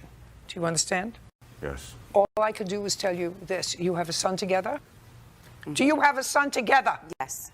Yes, Your Honor. How old is that child? 10 months. You left in August? Yes. Yes, Your Honor. Do you work? Do you work? Yes, I was working. Did you work? Yes. Did Mr. Benson work? Yes. Did you work the same hours? No. When you worked, who took care of the baby? I only worked on Saturday. At the time, him. Eventually, he's going to have visitation with his son.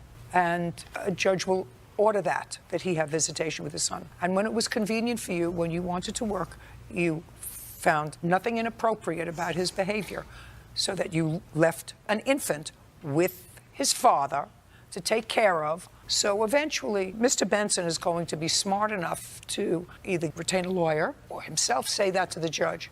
Till she left, she worked on Saturdays, and I took care of my son. She left me in charge of my son. So it's going to be a very hard uphill battle for you to say, he can't see him now because now he's dangerous, now that it's no longer convenient for you. If you don't get along with him anymore, that's your business. If he doesn't get along with you, that's his business. But the two of you made a child together, and the child has two parents. And both parents are entitled to be in that child's life.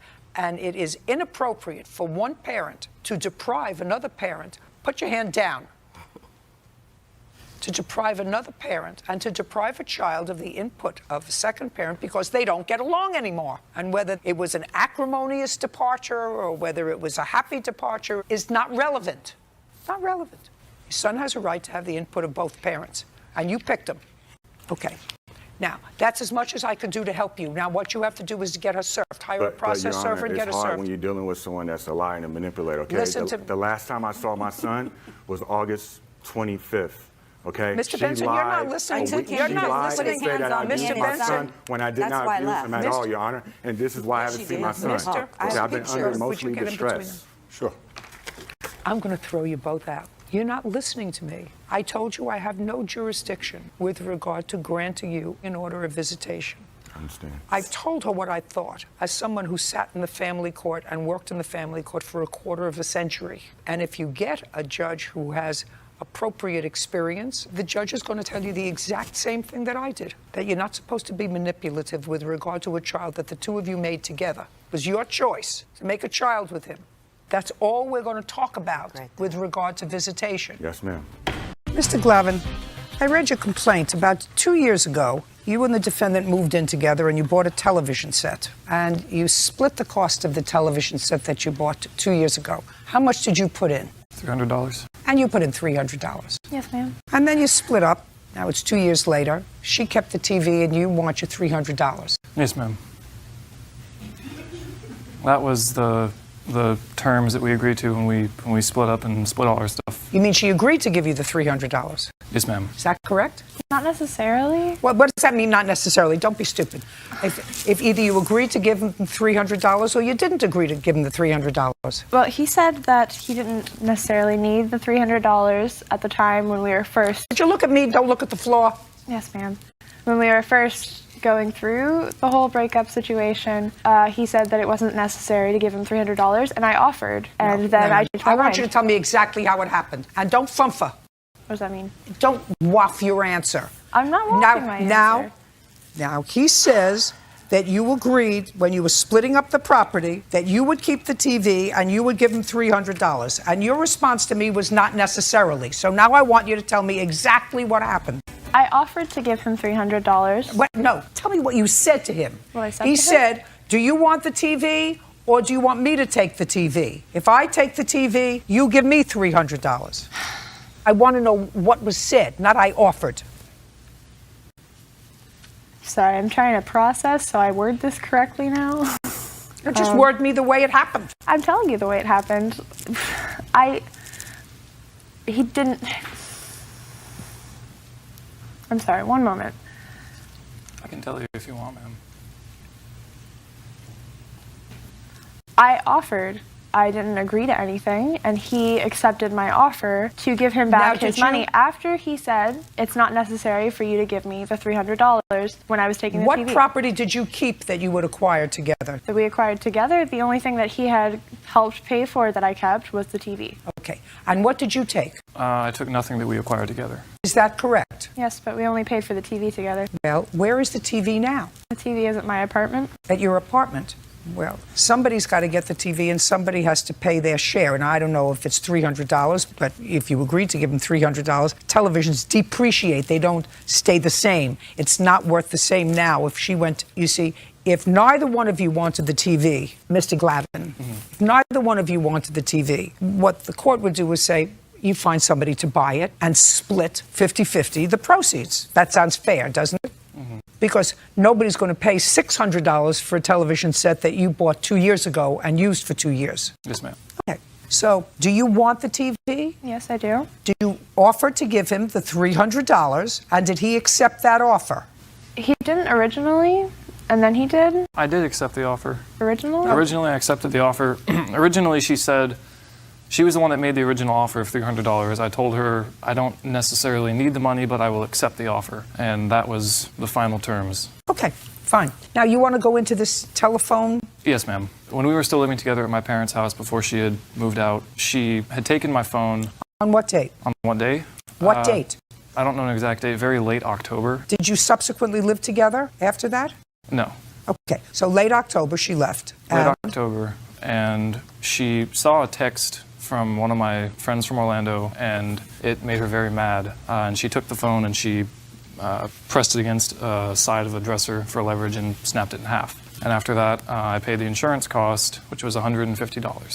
Tell me your version of the phone. We did live together after I broke the phone because we were still together. We were living at his parents' house at the time because we were in between leases. We were waiting for our next lease to start after our last lease had ended. This was after our lease had ended. Yeah. And I was sitting next to him on the bed one night, or it was about the middle of the day, and he was talking to someone, and I asked who he was talking to, and I saw it was some girl from Orlando, and I asked to see the messages, and he said no. So I took the phone, and it was a message. It was a conversation in regards to him cheating on me, and it made me very angry because he... So you broke the phone? Yes. Okay. I mean... Good. $450. $300 was an agreed upon arrangement between the two of you for the TVs, which I'm not going to get involved with since you agreed to it, and $150 for the insurance for the phone. We're done. The cabin itself was $860. Yes. And you went there with your 4 children and a pet. Yes. My total cost. And you stayed there on the 6th. We stayed there on the 6th. Did you stay there on the 7th? We did. Did you stay there on the 8th? No, we left on the 8th early. You left on the 8th? Okay, so you didn't stay either the 8th or the 9th? No. And then you, sometime thereafter, complained to whatever banking institution it was that was handling these transactions, and you were issued a refund.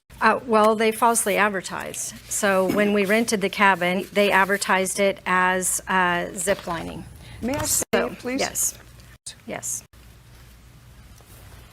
So my family and I... Just a second. Yes, Your Honor. Which is why we're here today.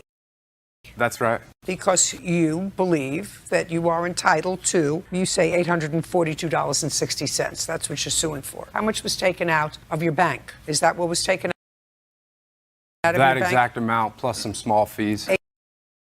$842.60. Okay, now you're going to tell me why you don't owe him that money. Well, they falsely advertised. So when we rented the cabin, they advertised it as zip lining. May I say it, please? Yes. So my family and I... Just a second. So sometimes in the wintertime there's skiing. Yes, ma'am. Right? Skiing's very good. And you were going in what month? August. So you weren't going skiing? No. Well, this says cheap ski and zip lines, okay? I read your answer, and your answer says that when you got there were no zip lines. They had closed their doors. Well, they don't own the zip lines, right? But they... Just pay attention. They don't own the zip lines. Right. There was no skiing either, right? No. You could have found out that there were no zip lines too. All you had to do was make a phone call. Well, the zip line was there when we rented it. If it closed its doors, so we rented it in June, or paid it in June, July 14th, which I have a picture, they closed their doors. And if we had been, Wrightwood's a small town, if they had notified us, I think it's their responsibility as a cabin to notify It us. certainly is not their responsibility to notify you. It's your responsibility. If you like hiking, if you like fishing, if you like zip lining, it's your responsibility. They rented you the cabin. At the time that they rented you the cabin, based on this, if I assume that this is advertising, this was perfectly accurate. At the time you rented it, it was perfectly accurate. Yes. I also sent Barbara an email letting her know that my whole family was coming out, my daughter from New York, my other daughter from Northern California, specifically for zip lining, and that's why we were renting the cabin. You know, the world is all about your responsibility. Your children were coming out. You get on the phone and say, by the way, not to them, to the zipline company, which was operational when you rented the cabin. If you have any doubt whatsoever that it's in operation, then you get on the phone, you say, is it in operation? But you can't just stop payment on leave. You rented the cabin. Somebody may just want to go there for hiking and not ziplining. I certainly wouldn't want to go any place for ziplining. I might want to go for the outdoors and walk around trails if it's pretty there. But I don't understand why it was paid for, why you left. Because there was nothing to do. Wrightwood's a very small town. You have children town. who came to visit you from thousands of miles away, and you have this lovely cabin, and you couldn't find something to do with your children for 2 other days, like go out and prepare great dinners and sit around and talk to each other. I assume you don't see each other regularly. We don't. The older ones, no. And you're telling me that there was nothing that you could do with your family that you don't see regularly if there was no zip lining in what looks to me like a beautiful environment? Well, we weren't enjoying the environment, and my children didn't want to stay. Yeah, well, then you have spoiled children. But it's not their responsibility to keep you abreast of the comings and goings of business. You rented the cabin, you rented it for 4 days, you have a responsibility to pay for it, and you have your responsibility, because there's no false advertising here. You paid for something. You saw this, you liked it, you knew there was no skiing. At the time that you rented it, there was in fact zip lining. It closed subsequently. I mean, I'm going to give you an example that is way out. What if it closed the day before you got there because there was a death? You think you would be entitled to your money back? No. But what if it closed 2 days before you got there because somebody who was ziplining got disconnected and broke their neck, and they closed it down until they figured out whether it was safe? You think you'd be entitled to your money back? No.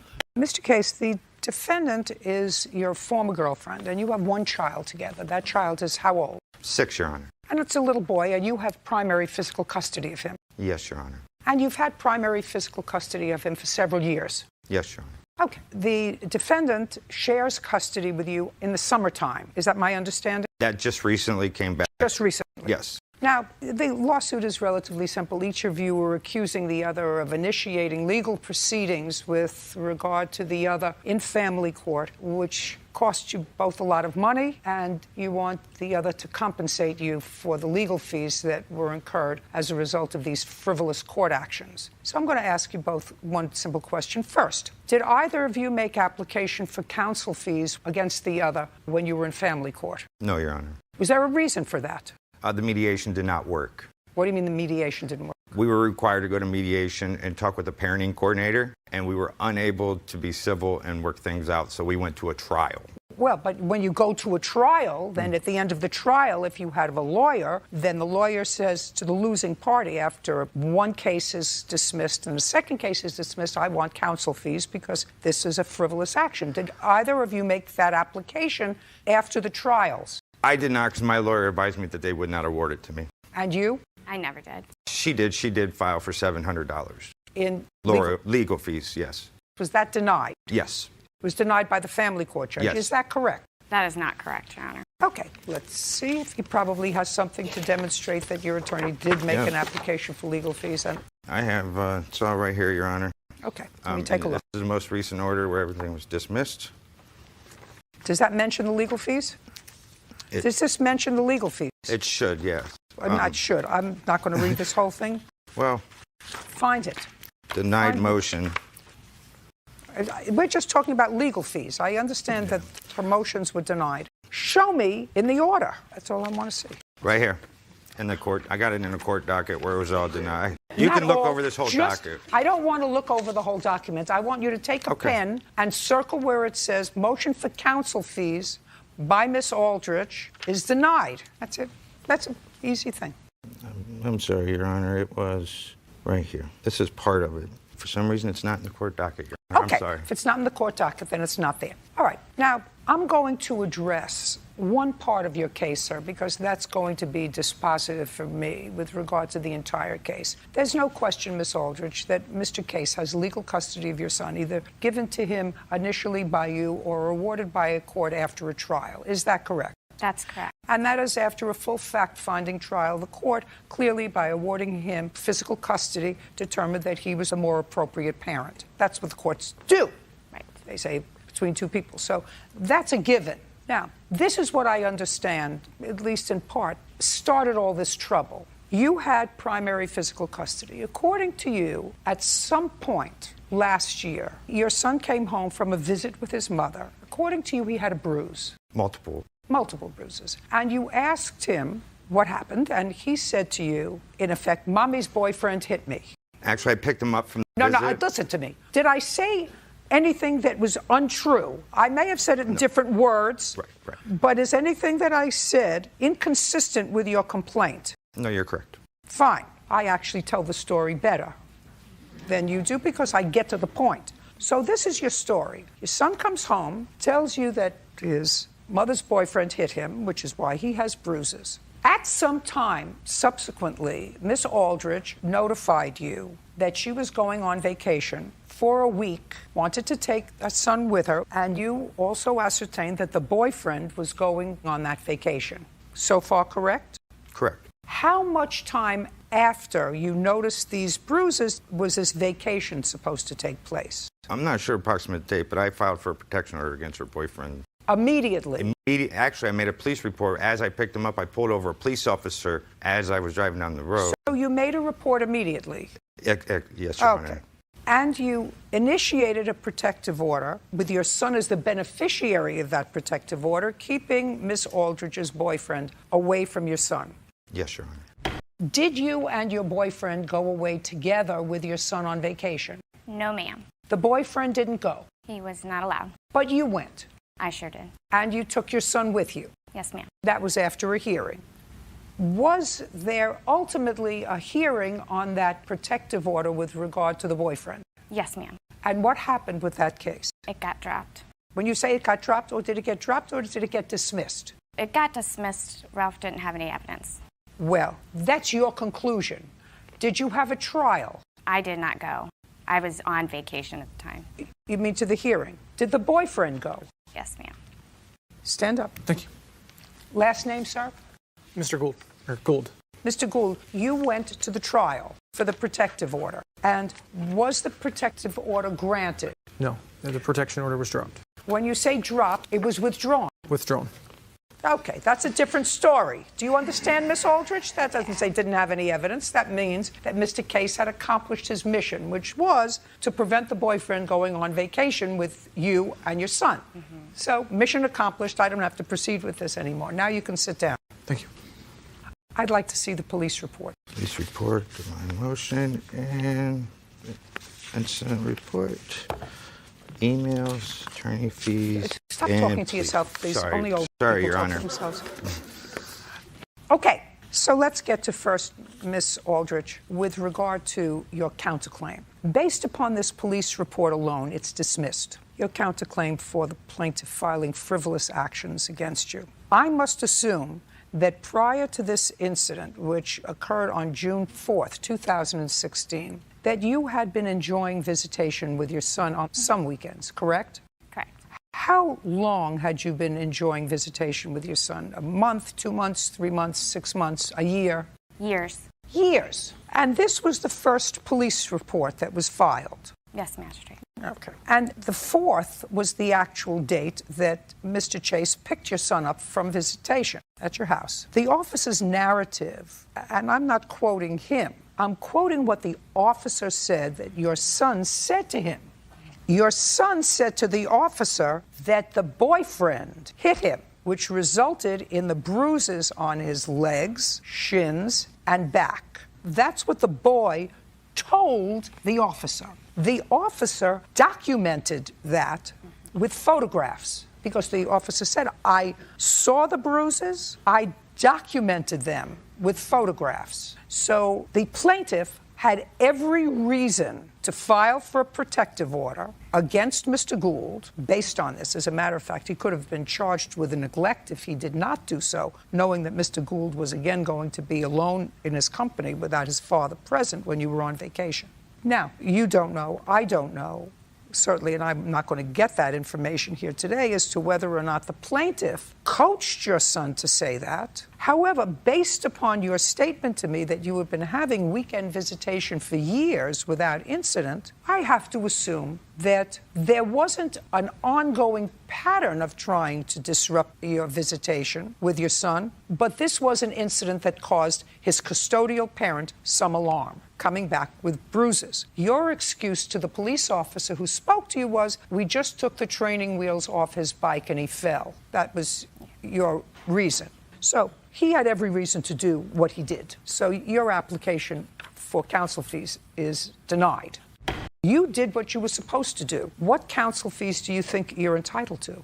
Just to all the emergency motions that were filed. Well, she filed an emergency motion as a result of you are trying to preclude her going on a long-standing vacation to allow her to take him. That's perfectly reasonable. And also for relocation and to file for the custody when there was no extreme change of circumstances. Well, listen, did you relocate? No, ma'am. Did you try to get an order of custody so that you could relocate? Not for relocation purposes. For the child sorry. What do you mean for the child? It was a relocation for the child, so she would be full custodial parent and not me. Oh, she filed for change in custody. Yeah, it just said relocation on the order. Listen, that happens, and that was just resolved, and it was resolved clearly in your favor. You retained primary custody, correct? Yes, Your Honor. Yes, Your Honor. So that there was some benefit for the defendant in bringing on an application because instead of weekend visitation, she now gets partial summer visitation, right? But the defendant's visitation rights were expanded as a result of the last order in May. That's a yes or a no? Yes, Your Honor. Good. Your case is dismissed. We're done. Thank you. Thank you. I only have one other thing to say to you. Your son is 6. You're going to be parents of him. He's going to be living with you probably for the next 12 years. I'm speaking. Try listening. Put on your listening ears, Mr. Chase. I think you're a very nice guy, and you're a good parent, and you've parented this child reasonably well so far. I see no indication that you have not, which is all a wonderful thing, and I give you credit for that. However, I'm going to tell you this. Both of you didn't make this one child to make his life miserable, I assume. You made this child either on purpose or by accident, but you made this little being who didn't ask to be born, so don't make us like crazy. Do you understand? I understand. And your primary responsibility when your son is with you is to him, period. Nobody else. And I guarantee you that if you had primary custody of your son and he went with his father for a weekend and you picked your son up and he had bruises, which your son clearly did, and your son said that his girlfriend hit him, you would have done nothing less, right? Correct. Good. We're done. Is there someone whose name is Dusty here? That would be you. Yes. You are the plaintiff's wife? Yes. Are you together? Not at this moment, no. And you are appearing as a witness for him? Yes. Interesting. Now, Mr. Barnes, you lived with your wife in a rental property that is owned by the defendant. Yes, ma'am. Your wife's name was on the lease. Your name is not on the lease. Yes. The defendant knew you were there. Is that correct? That's not correct. Oh, that's not true. Then your counterclaim is dismissed because your counterclaim is that he was supposed to fix a shed for you. You paid him to fix the shed. He never fixed the shed, and the materials disappeared. Well, why would you pay? You mean he was just a maintenance guy that was around, so you knew he was living there? Yes. So why did you say no? It's been a rocky relationship, and they split up a number of times. That's okay, but you knew he was living there. I did know, yes. Okay. And you knew he had been living there for a long period of time, as long as Dusty has lived there? How long was Mr. Barnes living there? When did you move in, Mr. Barnes? October 19th of 2015. And on what date did you change the locks? November 9th, 2016. You can't do that. So his lawsuit is for an illegal eviction and for some property that he claims was lost somehow. You have a counterclaim. Your counterclaim is some damage that was done to the house by this person who you first said that you didn't know was living there, and something that has to do with this shed that he was supposed to build for you. Okay, what I find is curious. Did you bring him today? We flew together. Because the story is a rather convoluted one. According to Miss Howell, you advised Miss Howell that you and the defendant were once again off again. You were leaving. Is that right? Yes. I could stand up over there. When did you tell her you were leaving? It was like November, a little after November. And when was Mr. Barnes, the last night that Mr. Barnes stayed at the house? I have no idea what was the last night. What was the last night you stayed at the house? It was like November 10th, somewhere in a little over the first week. I'm not sure of the date either. Well, she changed the locks November 9th, so it had to be before. Yeah, it was 2 days after after Dusty left. It was 2 days that Miss Howell came over there and changed the locks. And you left in November? Yes. Had you paid November's rent? Yes. Who paid it? My name is on the receipts. Who paid it? He did. How much was it? $575. Mr. Barnes, who gave Miss Howell the rent?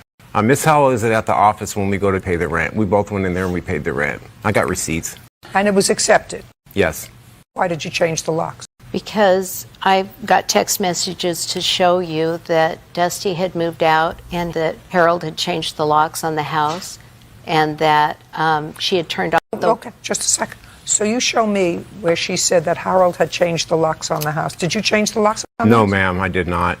So show me. Did you tell her that Harold had changed the locks on the house? No. I'd like to see that. Ma'am, the only locks that I put locks on the shed. I put a door on there, and I put a padlock and a locked a door handle one that had a key to it also. But I didn't change no locks on the residence whatsoever. What locks were you talking about? You say you went to get the things that he has changed the locks. Did that have to do with the locks on the residence? The house, the door lock from the house were put onto the shed, and then they haven't got new locks for the house. What kind of lock? You mean like a regular door, the front door lock. The question is, were you able to get into the house to get your things? Yes, I was. So what did you say to her, that you went back to the house to get your things, but he went and changed the locks? What does that mean? He had changed the locks. When my daughter and I went to get my things, he had changed the locks. That's what he said at the time. Just a minute. Did you go there, or did he tell you he changed the locks? And he told me that he changed the locks. Did you go there? Yes. Were the locks changed? Yes. So you couldn't get in? As far as I knew. It doesn't really make any difference. You knew he was there. You had accepted his rent. You had no right to evict him. That's what he's suing for, an illegal eviction. Okay. Well, you know that you have no right to. Is this your only rental property? No. Sure, you can tell me what happened. What happened, can I tell you? Okay, so I had given him an application. I thought March, I've got a note from her saying this is her fiance and he would like to be on the rental agreement. So I gave him an application and they never turned it back in. It doesn't matter. Okay, you so knew he was a tenant. You accepted his rent. Right. You So knew he was a tenant. You accepted his rent. You have to give him notice. She gave me 30 days notice that she was moving out. She did. Just a second. Okay. On what date? November 4th. I've got a 30-day notice. From her? From her. Did you find out about him? Yes. What did you do to find out about him? I've got notice that he would move out on Monday of November. He gave me notice he was moving out as well. She had. Just a second. Show me where he said, I'm moving out. What? Ma'am, she had already moved the property, all my property, from the residence prior to me even saying nothing like that. Just a second. On what date did she remove your property from the residence? She removed the property on, well, you're saying it was on the 11th, 2 days prior to all that. When Dusty gave notice, that's the day I was still in the house, and I texted her and told her I wanted to be there and I wanted to keep paying the rent. I've been paying the rent also. Well, you had paid rent for November. Yes, and then she came 2 days later and changed the locks and removed all my property. Every stick of property in the house was gone. She gave it to one of her tenants. She took my couch, my love seat, and everything I owned and gave it to a tenant. No. Yes, you did. Yes, you did. I've got a picture here of Dusty moving her things out. Dusty can move. Listen to me. Dusty can move her things out. You have no right to move his things out. You have to go to housing court if you want to evict him and evict him. He had been a tenant for over a year. You accepted rent for him from the month of November. In the month of November, you changed the locks and put his things. I don't know what you did with them, but you had no right to do that. I didn't touch his things. Dusty moved all of his things, all of his possessions. She took hers and put all of his in the shed, in the lock shed. So what you're saying is, listen, I don't know whether she knows what today is. Did you take all of his stuff and put all of his stuff in the shed? The things were removed from the house, his things, and put in the shed. By whom? By Peggy's husband and a maintenance man. Were you at home when that happened? I was there when all of this was happening. Okay. So you were there, he was not. Right. And did you tell them to move his things from the house into the shed and secure them? Yes. You told them that? Yes. And they did it? Yes. Are either one of those people here today? Yes. The gentleman. You moved his things. I helped. Just a second. You moved his things. Who do you work for?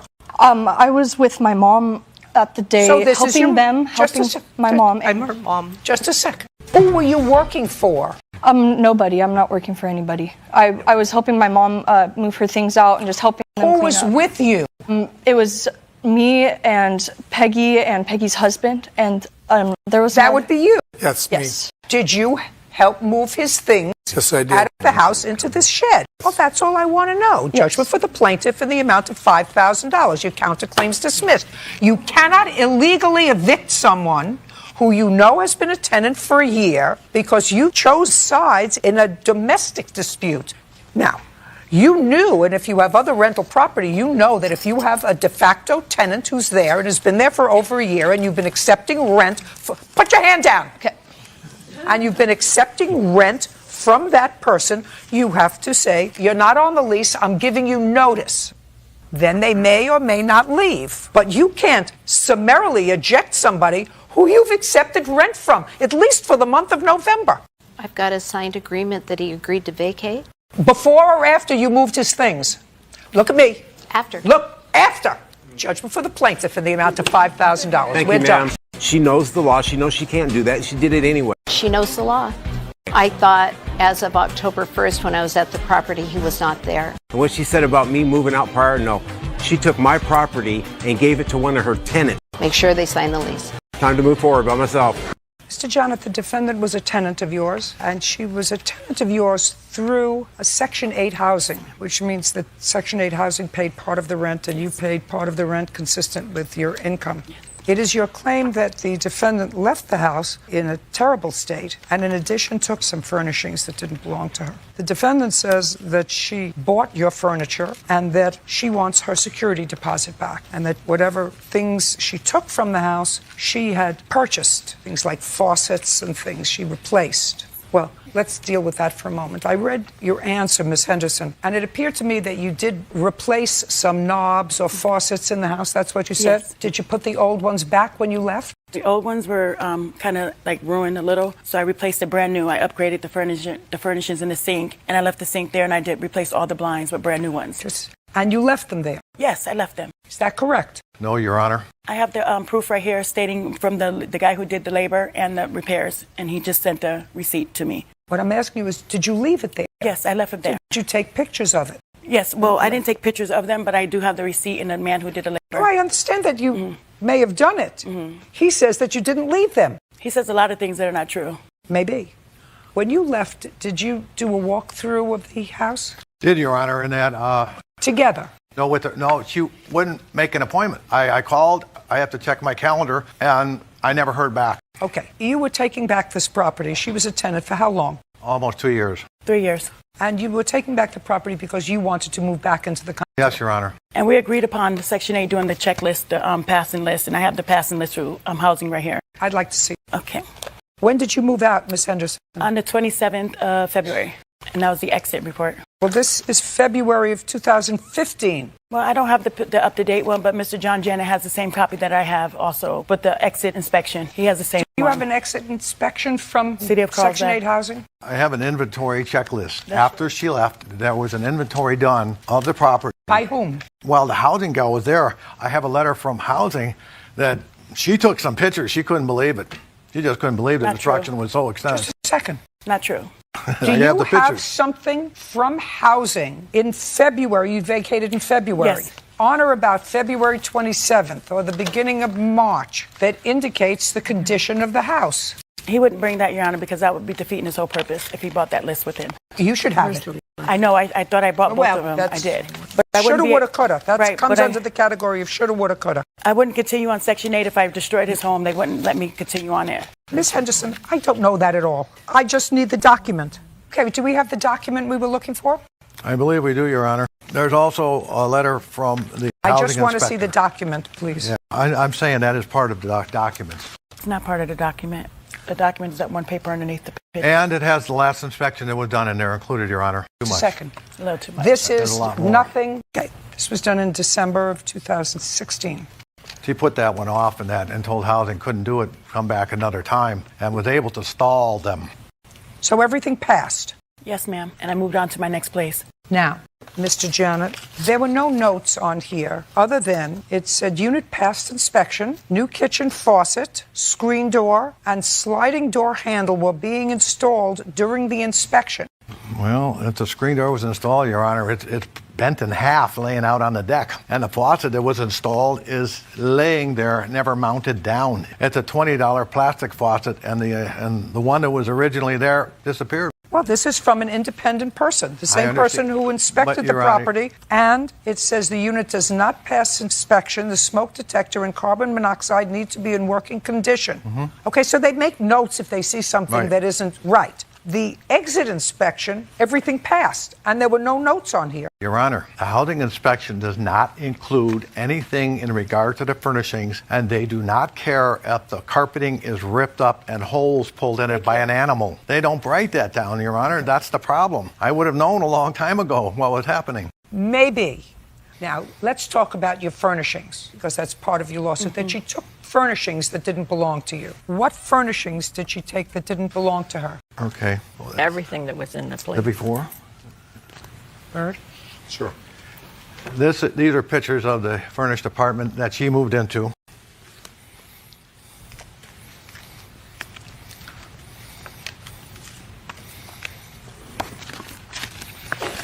Got it. Now, this. When I moved in, the beds had bed bugs, so we called waste Not management. talking. This is not a bed. This is a table and chair. Where is it? $1,800. I purchased all the furniture when I moved in. I paid him $1,800. Just a second. You paid him Yes. for all the furniture. Yes, but I'd like to see proof that because you took all this furniture. I'd like to see proof that It was you through the paid property him. management. I paid through the property management. And I also have the pay stubs for my Just a checking second. account. Did she ever buy your furniture? Yes, we did, Your Honor. We No. we were going to. He just said yes. If you interrupt me again, I'm going to find in his favor. Do you understand Yes, me? ma'am. Did she buy your furniture? No, ma'am. I'm sorry. I'm used to ma'am from the military. No, Your Honor. Just a second. You first said yes, and then you said I no. thought you meant, did you buy new furniture? No, I said, did she buy your furniture? No, Your Honor. Okay, so is what you're telling me you were renting a furnished apartment to her? Yes, Your Honor. How much was the rent on the furnished apartment? Initially, I think it was like $1,900 for the Okay. rent. Do you know what this is? I have a copy of the rent portion. This is a fraud made up by somebody, Your Honor. It's a fraud. Total. It's a joke. She's done that before when she said I bought something. Just a second. Nobody sold you all this furniture for $1,800. No, Your Honor. Don't believe it. Your Honor, it's the truth because when I moved in, the beds got removed by waste management. I don't care if you removed the beds. Listen, I'm looking at these pictures. And it didn't look like that when I moved in, Your Honor. I promise you it didn't. The beds, it didn't look like that. The beds or the couches didn't look nothing like that. And I had a 1- and 2-year-old, and I told them that the glass tables couldn't be there because of my kids. So he removed those when I first got in. So the only thing was left there was 4 chairs, like 4 little white chairs, rocking chairs, and that's it. And the beds were removed. You know, I'm not believing you. I'm not believing you because, don't tell me it's true. I'm not believing you because if first you tell me that you paid $1,850. Hey, first you tell me you paid $1,850 for all the furniture in the apartment, and then you tell me that there were only 4 little chairs there. It was because the beds were removed because they had bed bugs. So you didn't want the beds. Exactly. Just a minute. So you didn't want the beds. So you want me to believe that you paid on Section 8 housing $1,850. I did. I did. Let me finish the question. I'm going to finish the question. Okay, go ahead. I don't believe you. I don't believe that you paid $1,850 for 4 little white chairs. It wasn't just 4 little chairs. Yeah, there was appliances there too, like a toaster and a microwave and things like that. No, not things like that. What about table and chairs? No, they dining? were removed. They were removed because they were glass, and I had a 1- and 2-year-old. It was dangerous Just a for second. them. So is what you're telling me you paid for it and then had it removed? No, I didn't pay for that. He had it removed by by the property management. So I want you to tell me what it was that you paid for. I will. $1,850. It was 4 little chairs. The kitchen was all furnished with all appliances. It had every spoons and Tupperware and bowls and cups and stuff. And I had nothing when I moved in there. So and it had 4 chairs and it had some comforters and some sheets and things that I do believe that came up to about $1,800. I had my income tax and I did pay him that much for that. Around the time that I moved in, I did just get my income tax money and I paid him for that. I don't believe you. It's the truth. So we have carpets. I have other pictures that are better. You have stickers on the doors. Those are a lot clearer. What is this a picture of? I don't know, Your Honor. There were so many things that were jerked around and reworked that I didn't even know the place when we finally walked in. I just stood there. I've never met Mr. Couldn't Johnson believe until it. today. I've never seen him. He never been on a property where I was there, and he didn't know what was in there when I moved in. This is the first time I've ever saw him. That's a lie, Ever Your met Honor. him. I went through a management company, so maybe he don't know what was in there left or not, but it wasn't him that I went through. I never dealt with him. I would like to speak to the inspector who did the inspection of this property. And we're going to recall this case while I try to have one of my clerks back there get me a number for this inspector. And if you have the number, that would make... So mine's and theirs is totally probably different, but I don't know what happened. But I know when they came in to see me that it worked. Those pictures are when you moved out. I walked in there and fell over. I just want to speak to the inspector who did the inspection. Where's the number? I don't see the I have a number for you right here. 760. Miss Henderson, Mr. Janet, the people who did the inspection from the government decided it would not be a good idea to speak to anyone about anything at any time, anywhere at all. They don't think it's a good idea to get involved. As a result of that, let me tell you what I did. I looked at the before pictures of the kitchen, the way it was when you moved in. And then I looked at the pictures of the kitchen when you moved out. Compare the kitchen and compare the inside of the stove. I had professional cleaners come in Just and a clean. second. Just a second. Compare the outside of the stove. This didn't happen in a couple of weeks. That happened in the years you were living there, which means this place may have passed inspection because the smoke alarms worked and the carbon monoxide worked. Maybe whoever inspected said, this is just dirt and it doesn't make it uninhabitable, it just makes it disgusting. Do you understand what I'm saying to you? No, I don't. Because they wouldn't have passed me with a stove like that. I mean, that's on a checklist. Well, that's the stove. I compared it to the stove that was in this I don't know where he picture. got these pictures from, but the pictures you're showing from before, that's my pictures. So I don't know where he's getting these after pictures from. It's not true. Absolutely. I compared the two. Right, and the one you got before pictures, that's how I left it. This is how you left it. Minus the This counters. is how you left it. That's how I left it. And minus the counters being chopped up, I did do that. I did chop up the counters, but other than all the other stuff he's showing, I don't know where he got those pictures from. Great. So I don't believe that to be Well, true. let me ask.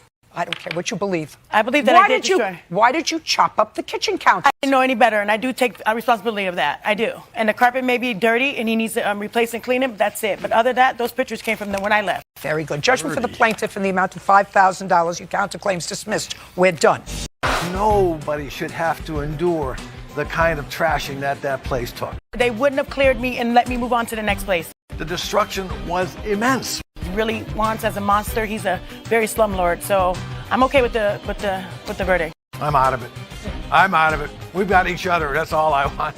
Miss Smith, how old are you? 19 years old. And how old are you, Mr. Ramon? 21. How long had you and Miss Smith been dating? Since about February of last year. It appears, Miss Smith, from what you say, that you were staying over at the defendant's house, and that was January of Yes, this year. Had you done that often? Staying at his house? Yes, ma'am. With your mother's permission?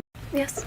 What time had you arrived at his house on the 28th? I'd say probably around 2 or 3 in the morning. You got there at 2 or 3 in the morning? Yes, I was out of town with some friends that night, and when I got back in town, I went over to his house and saw him. Where had you been? Winona. What were you doing there? Seeing friends, hanging out. Why didn't you go home? I just didn't want to. And he invited me over, and I said okay. Well, you live at home with your mother. I'm just trying to put this all together. And you were out with some friends, getting home at 2 o'clock in the morning. Could I ask you a question? 19 years old, lives under your roof, so you control the air, you control the, what goes on in your house. Had your daughter told you she was going to be away for a couple of days? It's not unusual for her to go to Winona. I have a 24-year-old that lives in Winona. So when she goes out there, sometimes she will stay the whole weekend. Okay, so when did she leave? I would imagine she left that I left that Friday. Okay. Did she tell you she was going to Winona for the weekend? Is my question. Yes, ma'am. How did she get there? Driving. Whose car? Mine. So you loaned her your car to go there? Yes, ma'am. We're gonna figure it all out. Okay. So your daughter lied to you and told you she was going to Winona for the weekend. She went there for the evening, and then she went to her boyfriend's house at 2 o'clock in the morning on Saturday. Well, can I say something quick? No, I'm not talking to you. Just so that we get this clear. Because, I've had teenagers too. She didn't tell you she was going to Winona for the early evening, and then she was going to spend the rest of the weekend with Mr. Raynone. Absolutely not. Thank you. Now, so you got to Mr. Raynone's house at about 2 o'clock in the morning? Yes, ma'am. And then what happened? We started fighting What were you fighting about, Miss Smith? Well, he didn't really agree with me going to town anyway. Anytime I hang out with my friends, it's a problem. And so we were fighting. Well, but he had invited you over, or you would plan to go over, or you woke him up? No, he invited me over. He was awake the whole entire. So far, is that correct? Yep. Okay, and you started to argue because had you been drinking? No, I was driving. So that you were just arguing about hanging out with these people. Did you have a brother or a sister in Winona? A brother. So you were supposed to be staying with him? Well, I tried contacting him after I finished. You told your mother you were staying with him? Yes, ma'am. So that would be on the 27th of January, right? Yes. Did you see your brother at all on the 27th of January? No, No, so the answer is no. You didn't see him at all. No. So who were you seeing? I was with 4 of my friends. Where did you go? We went to another friend of mine. So I used to live there, and I moved from there to where I live now. And so we were just hanging out with my friends, and after I hung out with them, I texted my brother and let him know that I was in town and that I wanted to see him, and he didn't contact me back. What time was that? Around 10 or 11. Does he work? Yes. I mean, he's awake. I know him, and I called his phone, but he didn't answer. So he was awake? You called his phone, he didn't answer, you texted him and he didn't answer. Okay, now, so then you're over to the boyfriend's house. So the plan wasn't that you were supposed to go to the boyfriend's house. The plan was you were supposed to go, and according to you, I'm just figuring out who my customers are. I don't think you're a bad young lady. I just think that you're a fibber. So I have to figure out what you were fibbing about and what you're not fibbing about. So you weren't supposed to. The plan wasn't that you were coming back to see your boyfriend. The plan was, according to you, that you were going to, after you finished hanging out with your friends, text your brother and get in touch with him and go and sleep there. Correct. But he didn't answer the phone. Correct. Right. You have your phone with you? Correct. I'd like to see the text to your brother. I have my new phone. The phone that I texted him off was the one that Joshua broke. So then you get to Joshua's house, and you were a late guest, so you didn't get to contact him until after 10, 11 o'clock at night because you didn't know that you couldn't stay at your brother's house, according to you, which I don't believe, until 10 or 11 o'clock at night. And you go to his house, and you start to argue because he didn't like you hanging around in the college town. Okay, now what? He ended up falling asleep. I don't know what he was doing prior to me getting there. Okay, you don't know. So he ended up going to sleep. Yes, ma'am. And what did you do? I fell asleep on his floor that night, and we woke up and we continued. Okay. What time did you fall asleep? I wouldn't know. Maybe around 4 in the morning. 4. And what time did you wake up in the morning? Maybe 10 or 11. And? And then we continued to argue about whatever we were talking about the night before. And I wanted to leave, and I told him to take me home. And I didn't drive. Just a second. Why did you tell him to take you home? I didn't drive to his house. What? I did not drive to his house. How did you get to his house? He came and picked me up from my house. I got home from Winona. And you got home from Winona at what time? In the early morning. I really... Well, that's what we're here for. You got home from Winona at what time? Maybe 2 o'clock in the morning. And you put your mother's car in the driveway, in the garage? Yes, ma'am. And called the defendant to come and get you. Well, we were already in contact about where I was and when I was coming home, so he knew that I was... Don't tell me what he knew. Okay. The plan then was he was going to... Did you go into your house? Yes, ma'am. Did you see your mother? No, ma'am. She was sleeping. So as far as your mother knows, you're going to be away for the weekend at your brother's house in Winona. She gets up in the morning and she finds your car, the car that she had loaned to you the night before, but she finds no you. Mm-hmm. Did you leave her a note? No. But my friend Maria was staying at my house with me.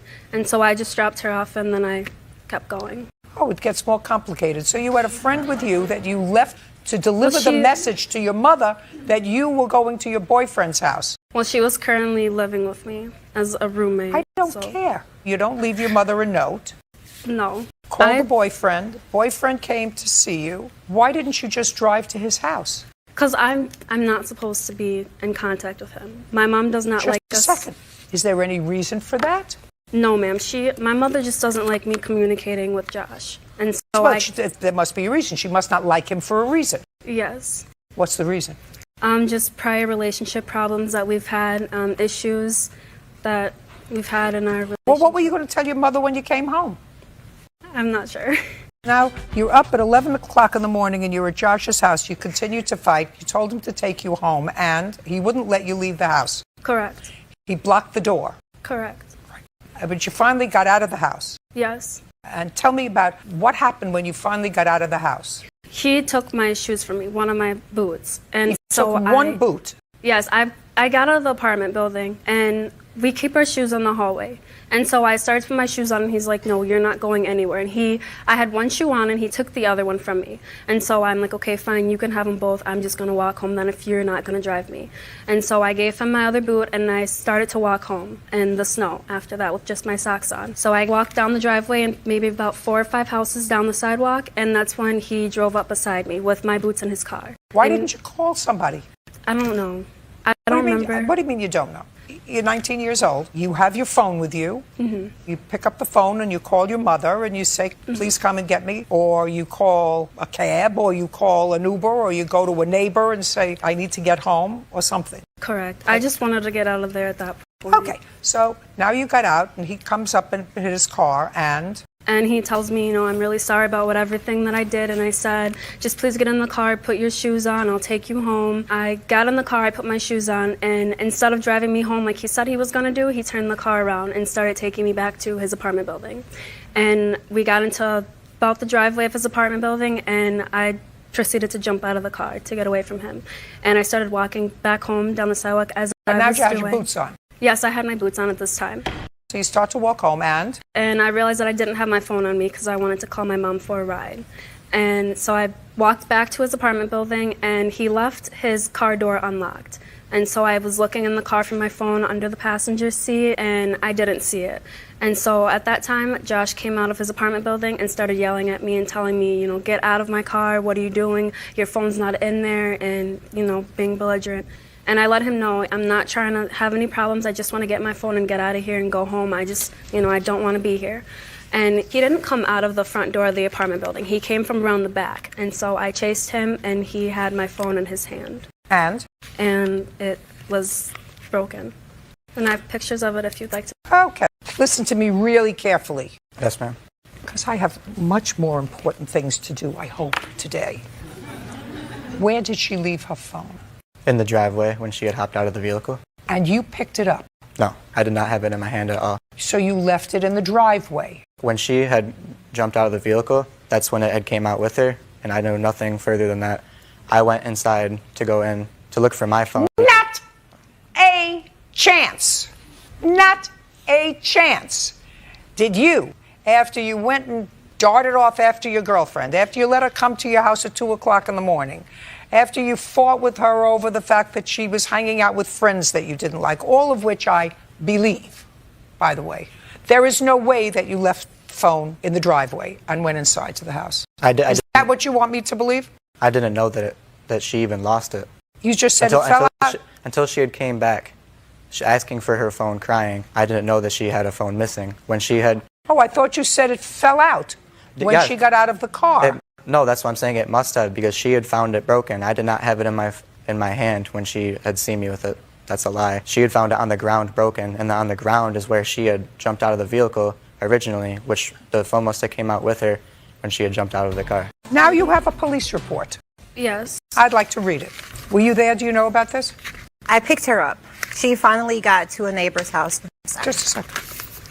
That police report isn't much. It just says... Don't tell me what it says.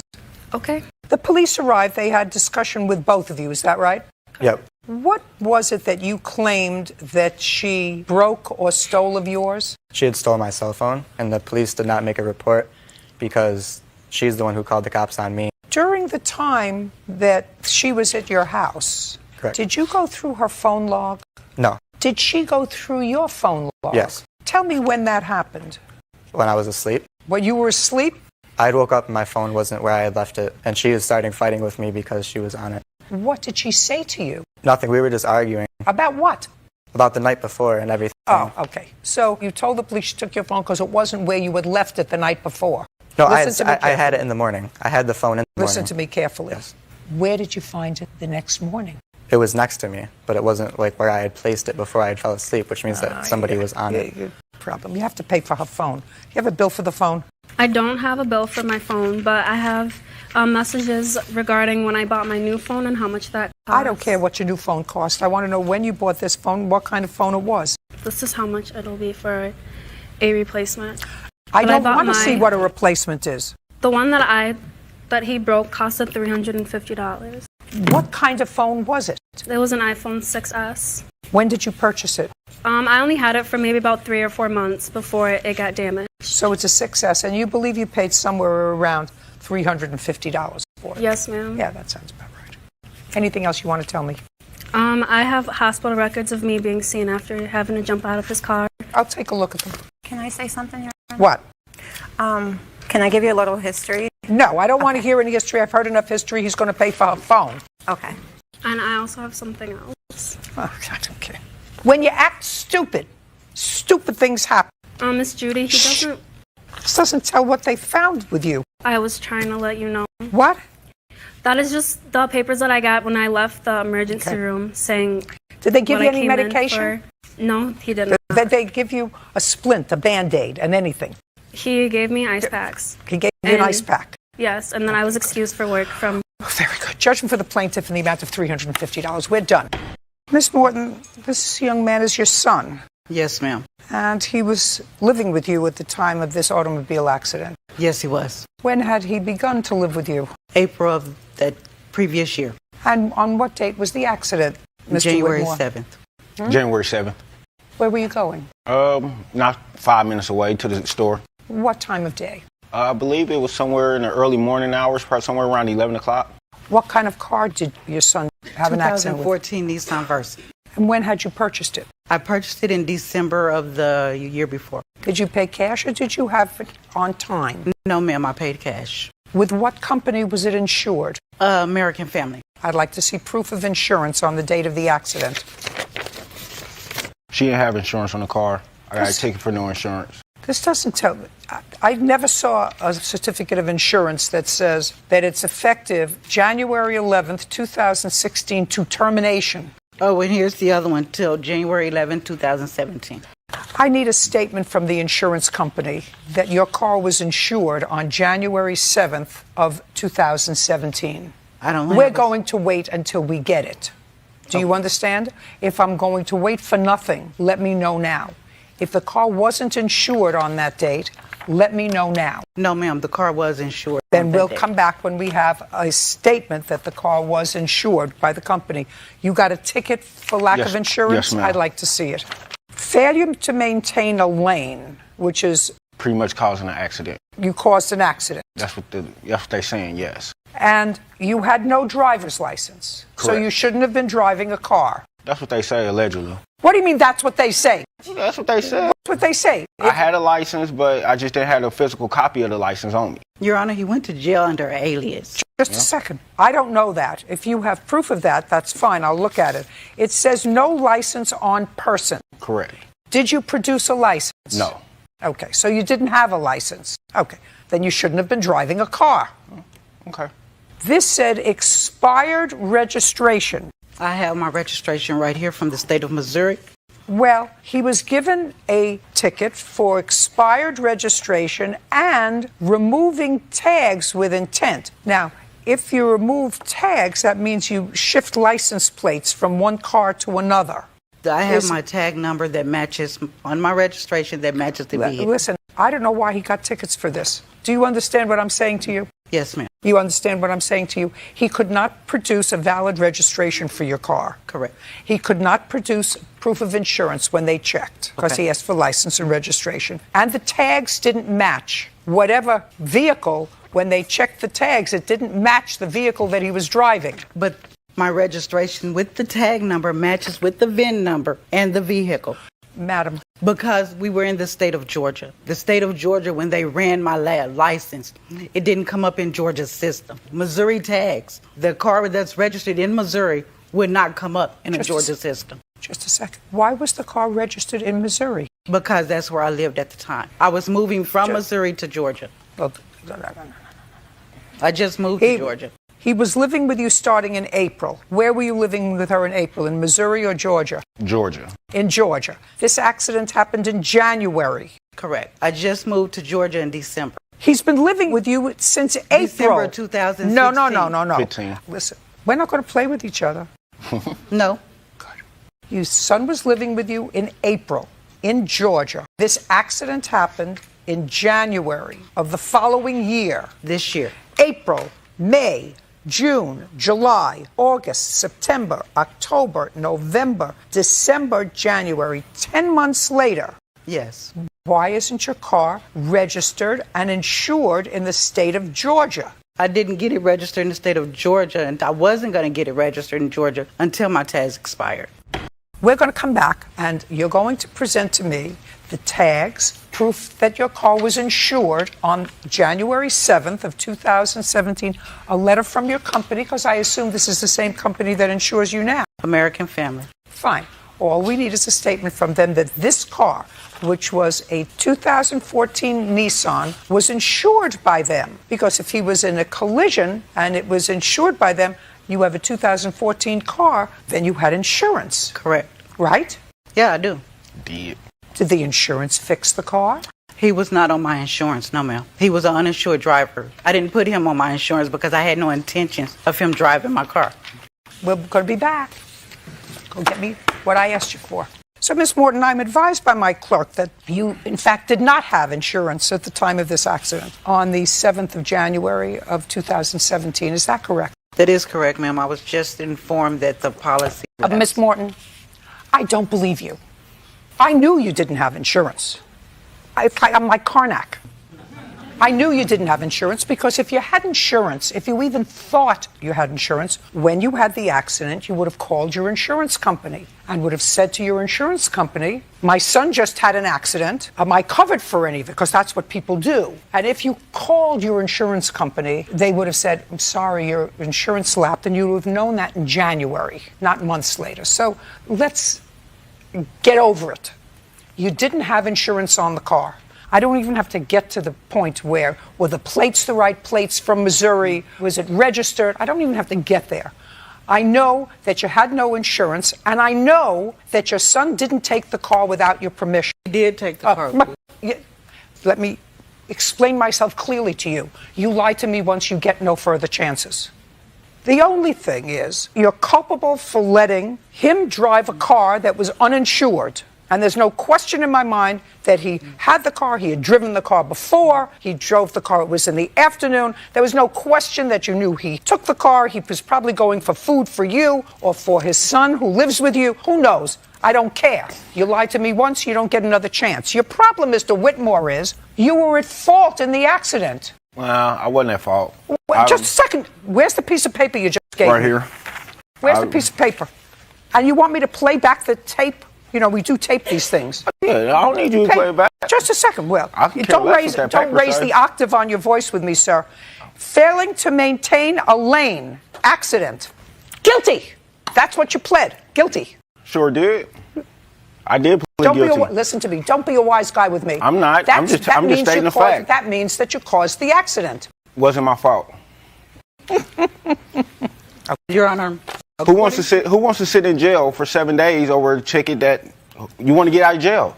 Yeah, plead guilty. Whatever you want. Bye. I'm gone. Before he was even... Just a second. Don't speak. I'm telling you, I don't listen to people who swear to tell the truth and then lie. Do you understand? I didn't lie, but okay. I understand. Yes, you did. Oh, yes, you did. What do you think? I'm just a good guesser? I've been doing this for 35 years. The car was damaged. Correct. In your possession. Correct. After you pled guilty to changing lanes, and was the car totaled? No. Where are you living now? Be careful what you say to me. Pillow to post, couch surfing. What? Couch surfing. Couch surfing. Yeah. And your mother has custody of a child of yours. Yes, no? No. Physical custody, yes. Just a second. What kind of stupid answer is that? It's an answer because she has physical custody of him. Legal in court wise, no, that's my son. I have custody of him. Not if you're couch hopping. Well, of course, it's beneficial for him to stay with somewhere like that. You probably deserve each other. How long has your mother had custody of your son? Physical custody or custody? Sir, you don't have legal custody of your son. How come I don't? How come? Because you don't have the piece of paper that says so. Neither does she. She doesn't have to. She has physical custody. Exactly. Possession is 9/10 of the law, so you don't have custody either. Just answer my question. How long has your mother had custody of There's only one star here, and that's me. Okay. How long has your mother had custody of your son? Since he was 2. And how old is he now? 10. Now, since you're couch hopping or sleeping or whatever you're doing, that suggests to me that you don't pay rent anywhere in a stable place. Is that correct? Correct. Do you own a vehicle? No. Do you have a job? Correct. Yes. What kind of job do you have? Chef. Sous chef. Where? In Atlanta, Georgia. Name of the Morton's. So you're a sous chef at Morton's in Atlanta. On which street? Because there are several. Downtown. I think it's Peach Street. How long have you been the sous chef at Morton's downtown? About 6 months. Well, Morton's is a large company, so they pay by check. Correct. How is his son supported? I support him. No. Do you get any assistance for him? I get grandparent benefits. You get grandparent benefits because you have him through a foster grandparent program? I have him through the state of Missouri, yes. Right. So the state sends money for him. Is that correct? They send me, no, not cash. I don't get cash. I get food stamps. For him? Yes, ma'am. Plus I work. That's fine. But you don't get any money from him. No, ma'am. Right. Well, now we're going to get you some money from the state of, where are you living now? Georgia. Georgia. Now, he is a sous chef in Atlanta at Morton's. Pay attention, who's ever listening. All they have to do is garnish his check, and then you'll get some money from him. You have a repair bill for the car? Yes, ma'am. You know you're partially responsible for that. You understand that you let him drive an uninsured vehicle. You let him drive an uninsured vehicle, and he is responsible, but so are you. I'm not going to hear anymore. I'm just going to take a look at the car and take a look at the bill. How much is your check every 2 weeks from Morton's, Mr. Whitmore? It's not an answer. About $650, $700. And you have no rent, so that's fine. Where is the bill to repair it? You have it. That's it right there. That's $312? No, it's at the bottom. $3,012. Was it fixed? No, ma'am. It's in the shop. I dropped it off at the shop. Okay. Looks like $3,000 worth of damage. Judging for the plaintiff in the amount of $1,500. We're done. Thank you. He asked for permission to use the car, and I told him no. I'm really just happy it's all over with. He took the car while I was asleep. It caused a big rift between me and my mom, so I usually sleep with him under the pillow, but I didn't. I'm just happy it's all said and done. He has many of them. I don't know which one this one was. I use an alias, yeah. So when we looked him up, and I said, well, there he is right there. She was like, oh, no, that's not him. That's such and such. Who wants to go to jail? No, ma'am, that's my son. Just pretty much do the right thing. You can't keep skating by. You have to assume responsibility for what you did.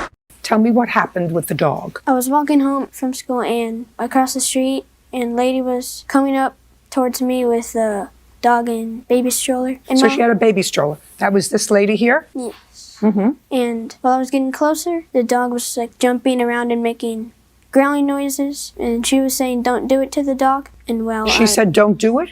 Yes. Was she holding on to the leash? Yeah, she had the leash on her hand while she was holding on to the string. I'm sorry, Your Honor. That is false. Just a second, don't interrupt. Go ahead. And while I passed her, the dog went around and behind her and bit me on the leg. And what did you do? Did you go home? Yes. Did the lady say anything to you? No. Did you say anything to the lady? No. Did you say your dog bit me? No.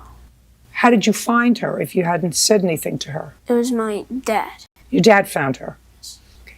Did you go to the doctor? Yes. And you had to get a shot? Yes, ma'am. Tell me where they gave you the shot. On both arms and both legs. And did you have to go back for shots more than once or just once? I would have, but they found the dog.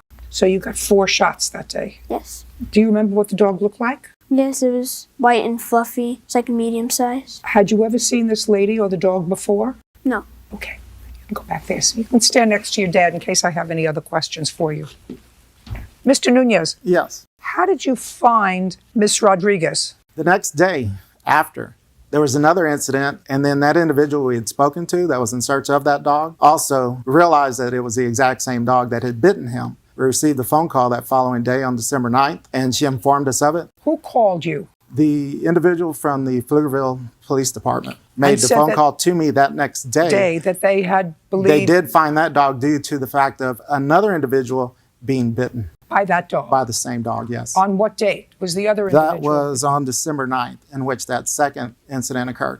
And the incident involving your son was on the 8th? On the 8th, the day before. And then we've got documents of both of those incidents. I'd like to see both.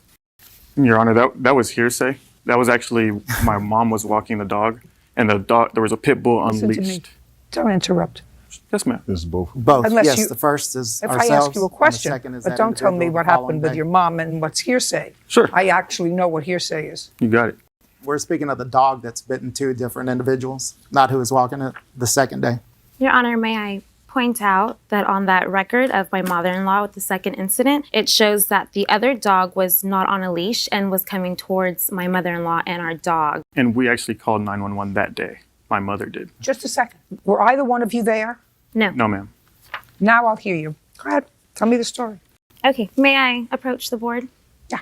Okay, thank you. Okay, so it was December 8th at 2 o'clock in the afternoon. The school was being... Sorry, did she say Sunday? I just listen to me. Don't interrupt her. Okay. It was December 8th. It was 2 o'clock in the afternoon. I was going down Bishop's Gate. I saw that Samuel was coming, so my sister's very afraid of dogs, so I know to be respectful of others who are walking near us. And so I stopped to the left side with my dog on my left and on my right hand with the stroller. I directed Samuel to go around us and... Just a second. Why would you do that? No, I didn't direct him. Listen to me. I just stood Stop. there. And you have to know, you're talking to somebody who's had dogs for 50 years and who walks dog on a leash when I'm outside. Why would you direct or suggest that Sammy go around the dog? I directed him by standing there. I didn't tell him verbally. I just stood there to the side of him so he knew that he could pass. Don't tell me what he knew. He passed you. Yes, he did. And we walked up, we kept walking, and then my dog started barking as we had already walked off. And I turned around and my dog was just barking, and the kid didn't react. Just a second. Be very careful. You know, when you start to say things that you've been practicing in your mind Yes. to say, but as you actually articulate them, they sound stupid. Okay. Okay? They sound stupid. Then you're sort of getting away from yourself. And that's what's happening to you right now. Because now you were turning around because the dog started to bark. And as you were turning around, you were going to tell me what happened? As you were turning around? As I turned around, I pulled my dog back and Samuel just walked off. He didn't react. He didn't tell me anything. So I didn't assume anything. And I carried on with my walk. And that's what happened. Well, it's kind of... I don't want to hear you, sir. You weren't there. Okay. Let me tell you, Miss Rodriguez, why when you start to tell a lie, I always have a saying, and that saying is, if you tell the truth, you don't have to have a good memory. I'm going to read what you swore to in your answer. Okay. On the day of the incident, I was walking Nala and pushing Alana in her stroller. As plaintiff's son approached, I pulled Nala's leash and kept her on my left side. Yes. I directed him to pass on my right side. Once he passed, I started walking again. All of a sudden, his son came up from behind us and scared Nala. When he startled us, Nala reacted to protect us. Now, what part of that didn't you put in? You want to look at it? You signed it. No, I have a copy, Your Honor. Wait, just a second. What part of that didn't you tell me? I just gave you the simple... No, that was very story. specific.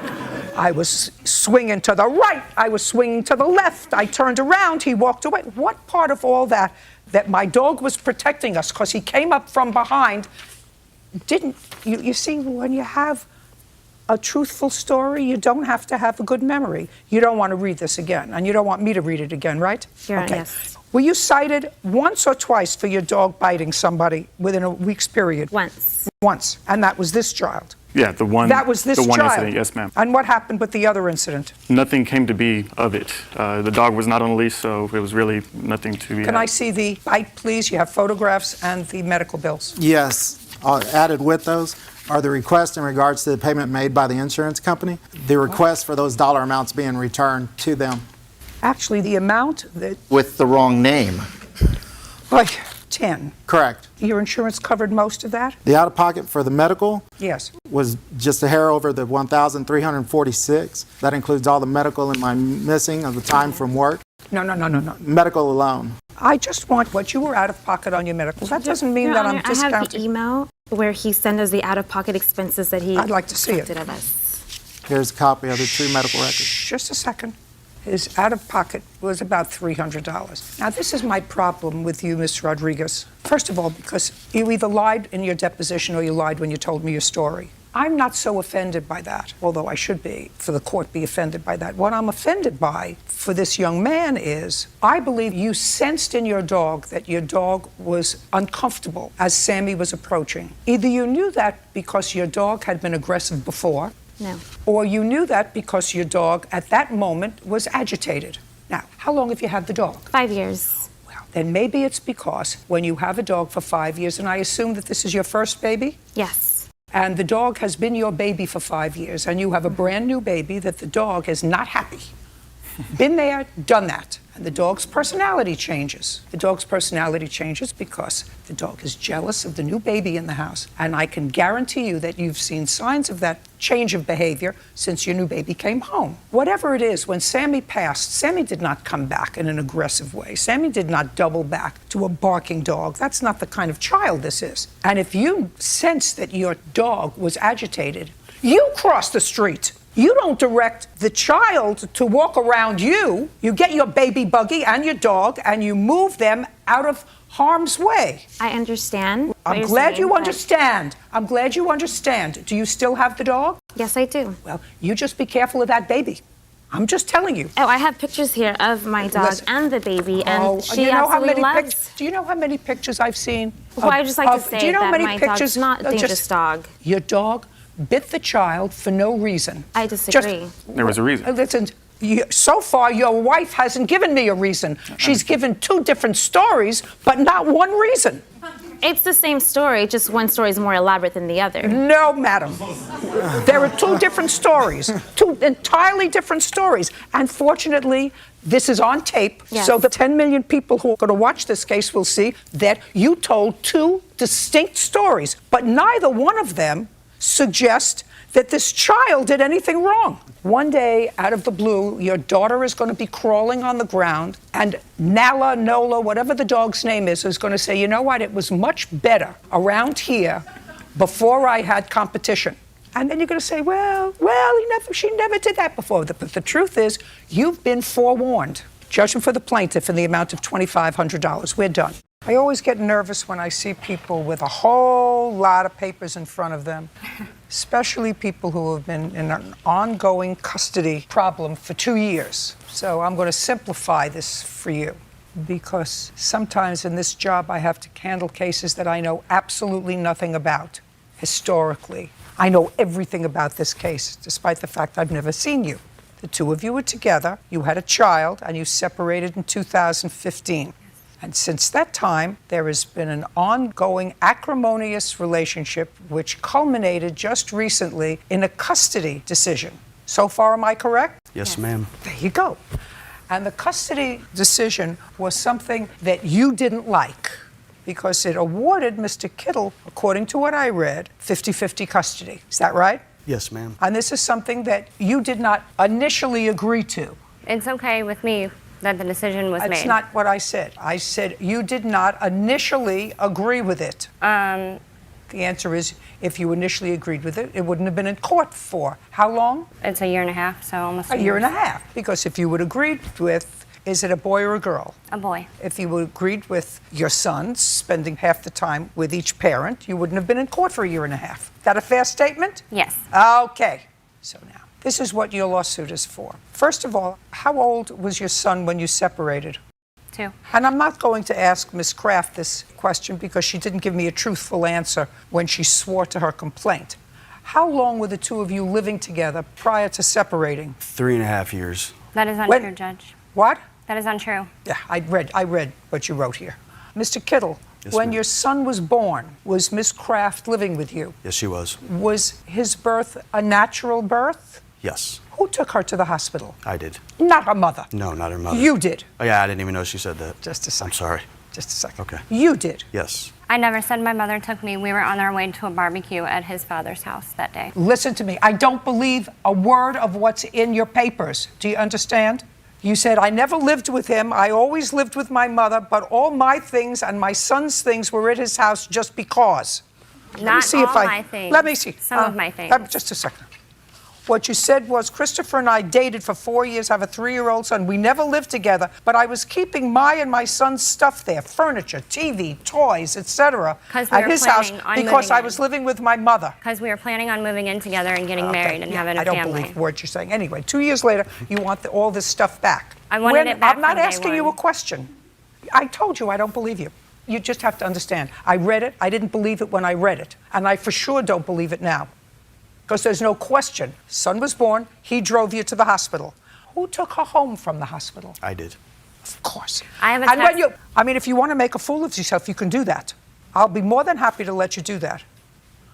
When you took her home from the hospital with your son, was there a room ready for your son? Yes. Was there a crib there? Yes. Who bought it? Her aunt bought the crib. Her aunt bought the crib. Right. And had it delivered where? To my house. Her That aunt is who? incorrect. Her aunt who? I don't remember her name. Her dad's sister. I don't remember her name. Laura, I think it is. It was delivered to my house. It has the address, and I have a receipt with my address on it at my mother's house. I don't care. I don't believe you. Neither did the family court judge. That's why he was awarded 50-50 custody. I have a message from Christopher claiming that I never lived at his house. Fine. I don't care. Yeah. Ridiculous. Now, if that's your case, was there a trial with regard to custody? Yes, ma'am, there was. Do each of you have an attorney? Yes, ma'am, we did. You have an attorney? Yes. How many witnesses did you call? Called yourself? Yes. Who else? My mother. Who else? I think that was it. They also called police officers. They called the police officers from an incident allegedly 2 years ago. Yes. And after the entire case, what happened to the temporary restraining order that you filed against him? It got dismissed. Dismissed. And how many allegations did you file against him with the Department of Children and Family Services? 2. And what happened with those cases? I'm not sure. I think Nothing. they were, nothing. Nothing. And the judge, after you filed those cases, awarded him half custody. What days do you have your son with you? It was 5 or 6 DCFS reports, and I have my kid Friday. Every Friday we swap, so it's 50-50. So I pick him up at 6 p.m. on Friday, and then, vice versa. And how long has that been going on? Since she did the order of protection on me, so 2 years. So that's been in effect for 2 years. Yes. They consolidated both the custody and the order of protection to save us some money. When was this final order delivered by the court after the March trial? 31st. The judgment you're talking about, the custody judgment? I'd like to see it, please. Okay. And the order of protection ended November 18th, 2016. And I highlighted with the juicy stuff. And I never objected I'm not to s- the 50. I'm- Sorry. These were the findings of the court after a full trial. Although the parties never married, they lived together for the first 2 years of life and were engaged to be married. They split up in the fall of 2015, and mother moved in with her mother. After this case was filed, a temporary order of protection which provided for week-on, week-off parenting time. So that's what the judge found. I didn't even read this. After a full trial, that's what the court found, that you and defendant lived together. So it doesn't even matter that he admitted I never lived with him and I have that message? Listen to me carefully. It matters to me what the court found after a full trial. But we're not here about custody right now because it's still an open case. I'm not listening to you. I'm reading. You have another child from another relationship who was living with whom when you were living with Mr. Kittle? With me and my mother, and we'd stay the Okay, night so at the Mr. child- Kittle's house. I can't get a straight answer from you. Who was the child living with? With me. Her older child. Yes. He was not. He was I'm not attending listening to school you. in Belleville. He doesn't have any proof that I was living with him either, and I have very proof good. Your that I case is wasn't. dismissed, primarily because you didn't listen 3 times when I told you not to speak, but mostly because you have no case. And you better get used to the fact that when you make a baby with somebody, that baby has 2 parents. Not just, no, clearly you don't. Clearly you don't. Because after everything was done and you got a final custody decision, which I haven't even finished reading, but it was clear that the judge didn't believe a lot of what you said from my quick perusal of this decision.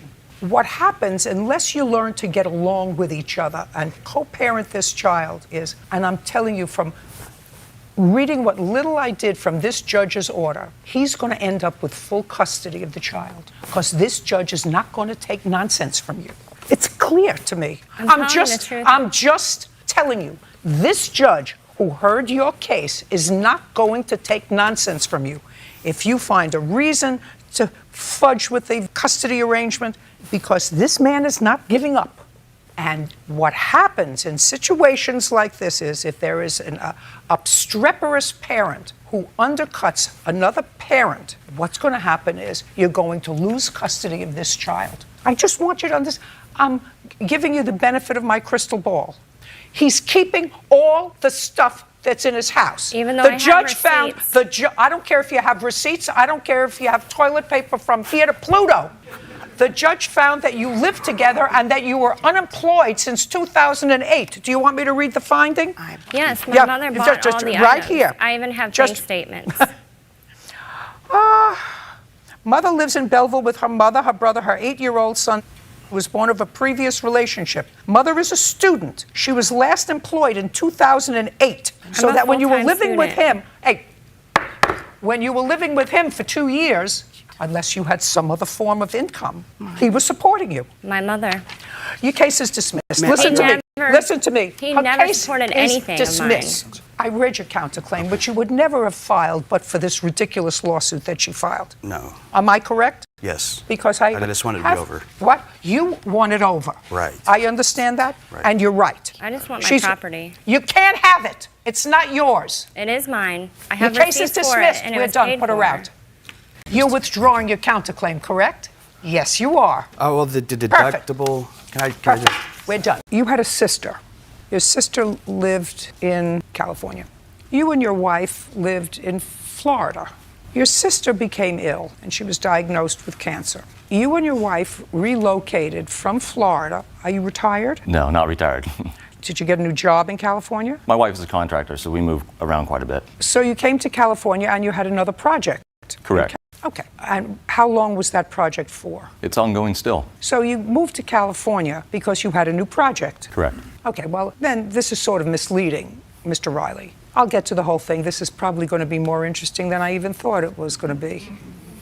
This is a situation. Your sister was sick in California. You came to California. You led me to believe in your complaint that you and your wife gave up your life in Florida to come to California to minister to your ill sister. That's what I got from your complaint. Very much Now true. it appears that you have a contracting job, and even though your sister is no longer with us, that contracting job is ongoing because that's what you and your wife do. So it was probably a combination of both things. In any event, you came to California with your wife for a job, which you're still doing, and you're still living in California. Yes. Still living in California, Still in even though your sister's not here anymore. Correct. We're from California originally. It doesn't matter. I was just misled by the complaint. Maybe it was my own silly misreading. I'd of love to it. clarify if I could. They saw work here.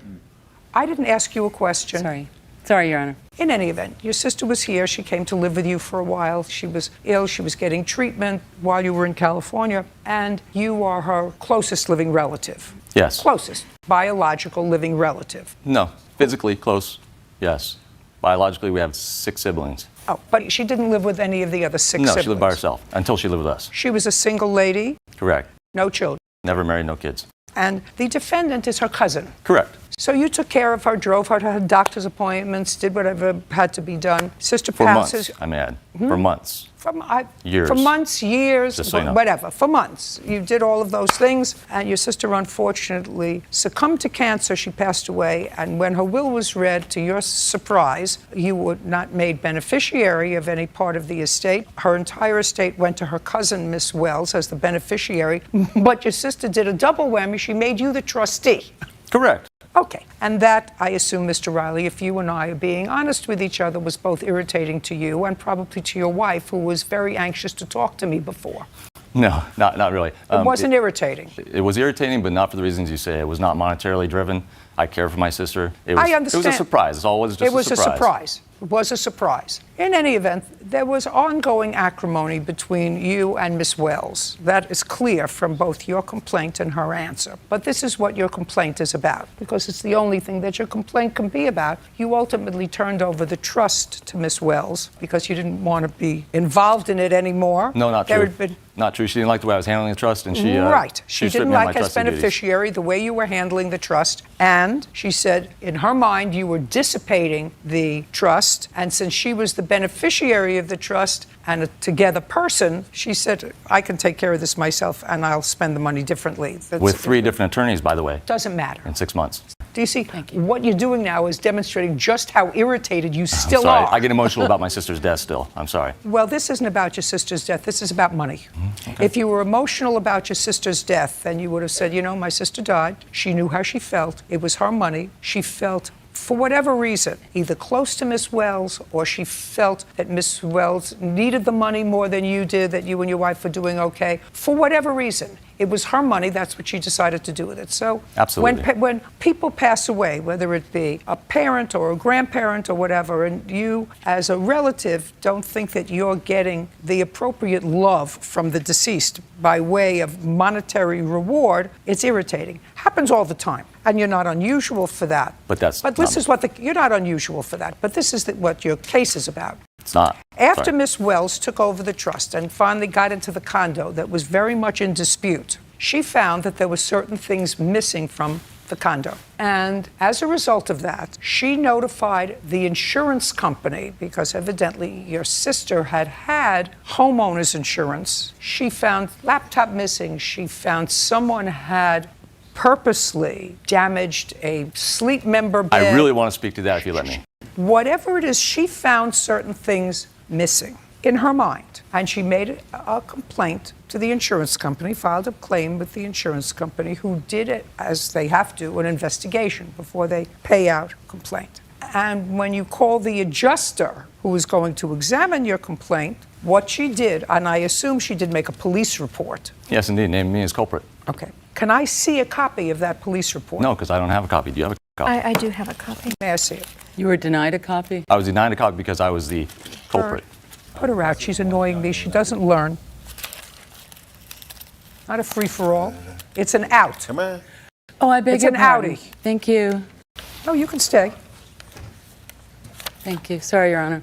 Forgive me, Your Honor. It's very difficult to find, but I do have it. Here it is. Give it to Officer Byrd, please. May I ask what date that was filed?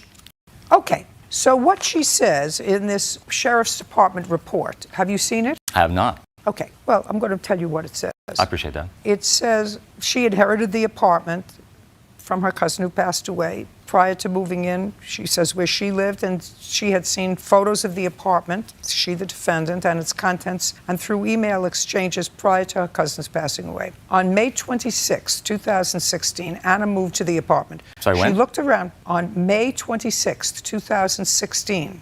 Your Honor, That's may what I it- correct that? I didn't move Just, there. I was I'm only reading, walking. listen to me, don't correct anything. I'm reading to him what the police report says. Yes. If it said something and it wasn't accurate, you should have corrected it at the time. Oh, yes.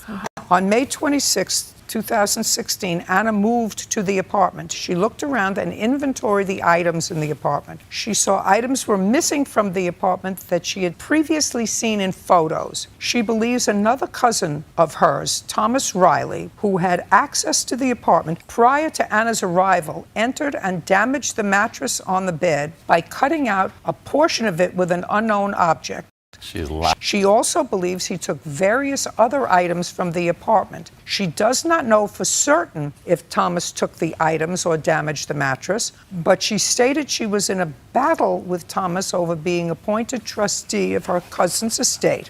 Anna did not desire prosecution and did not want Thomas contacted over the matter. She stated Thomas is emotionally unstable and did not want to aggravate Yeah, him. right.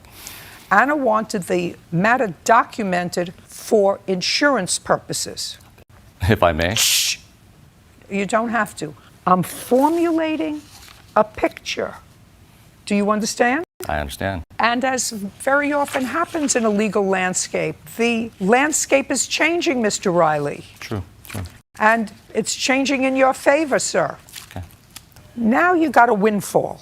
You inherited this apartment and whatever money was left in the estate, if there was any. If it had happened to me, I wouldn't have looked at draperies, 2 sets, 92 inches, $650. Sleep number bed, king size, model 1, $6,000. Moen brand shower heads, $2,000. A Galaxy Pro Tab. Dishes, $350. Bissell Pro Heat Steam for the floor. White bleach cruiser bicycle. A purse for $1,000. How much in total did you get from the insurance company? $16,000, Your Honor. I have...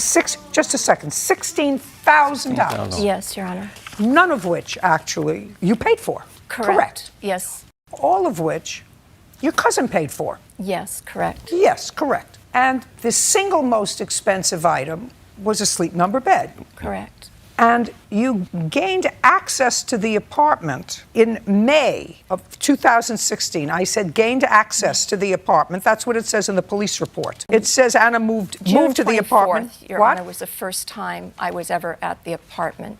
June? June 24th. June 24th. This is my problem with you.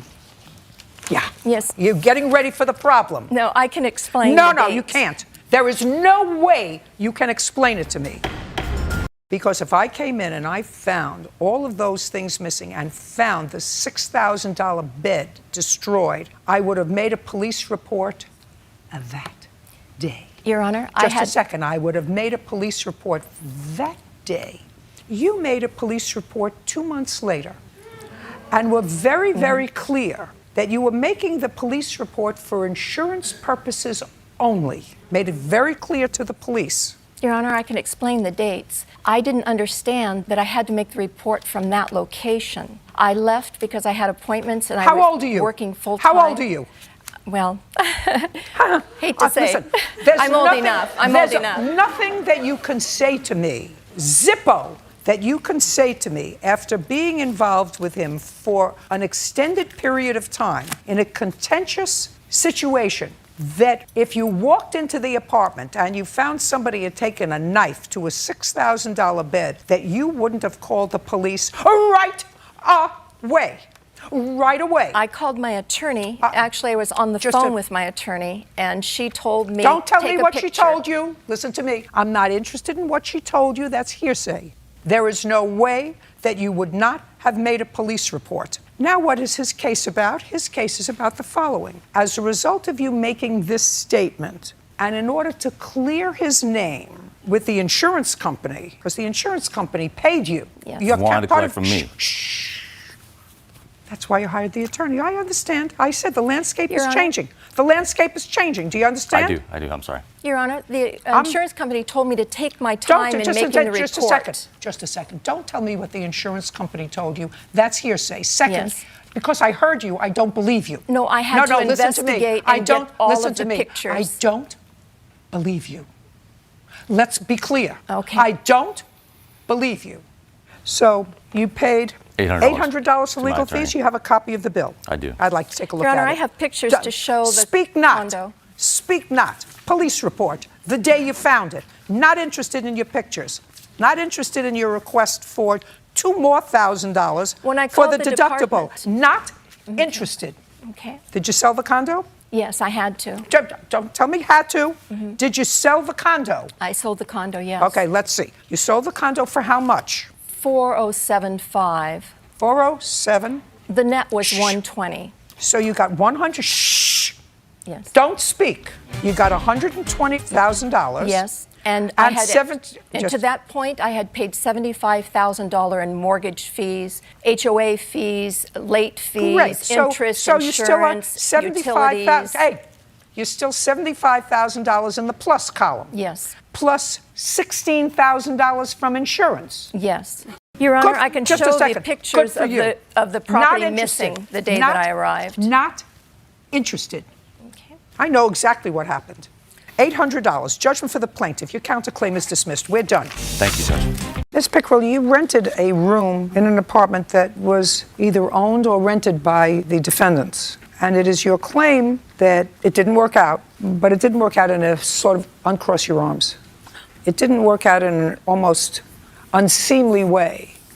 And you were told to leave the apartment. You had already paid your rent for the month of May. Were the authorities called? Yes, the authorities were called on the 23rd until of May. Until the 27th of May. Every day until I was forced out of the residence. Okay. And what you want is you want your rent back because you had already paid June's rent? Yes, correct. And what was the rent they were charging you for the room? $650 for the room. When had you moved in? In what month? I moved in March 1st, 2015. So March was okay? Yes, March was fine.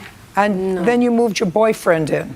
Yes, He is staying there. But with their permission, they charged him an extra $100 a month for increased utilities. Yes. When did you move your boyfriend in? He moved in towards the middle of March, and then they accepted your rent for April. yes. Is it correct that you accepted her rent for April?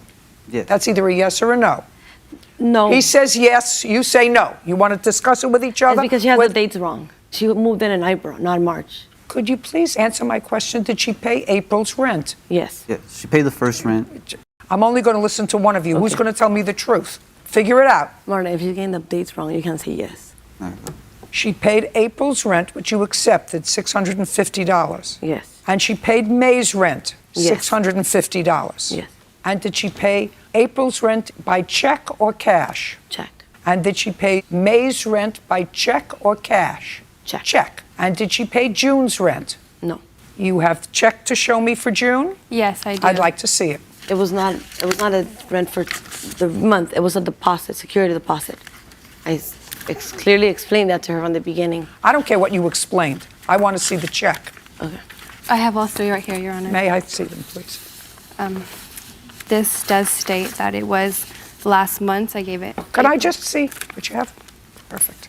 Well, April 3rd, you have $500 for rent. Okay, then it went up to $650. Is that because the boyfriend moved in? That's because I gave her the $150 in cash. I only have the check for the $500 for the last month. Okay. So you have March 31st, and March 31st was for April. April? Yes. And then I have April 3rd. Why would you pay her March 31st and then April 3rd? That was a security deposit. I'm sorry. It's because she wanted an additional $650 for her last month's rent in case anything was to come up, and that's that check. Or for security. Doesn't Yes. make any difference. Perfect. And then I have on May 1st, but what I don't have is June. Where is June? June is right there. You could either have June or you can have this as security deposit. Which was it? It can't be June. Security deposit was not $650. She added $150, and that's what I did give her in cash. That's $650. That's fine, rent. but so you did not pay June's rent. I did, and I wrote Just- last month's. In the memo, I wrote last month. Either you paid security or you paid last month's rent.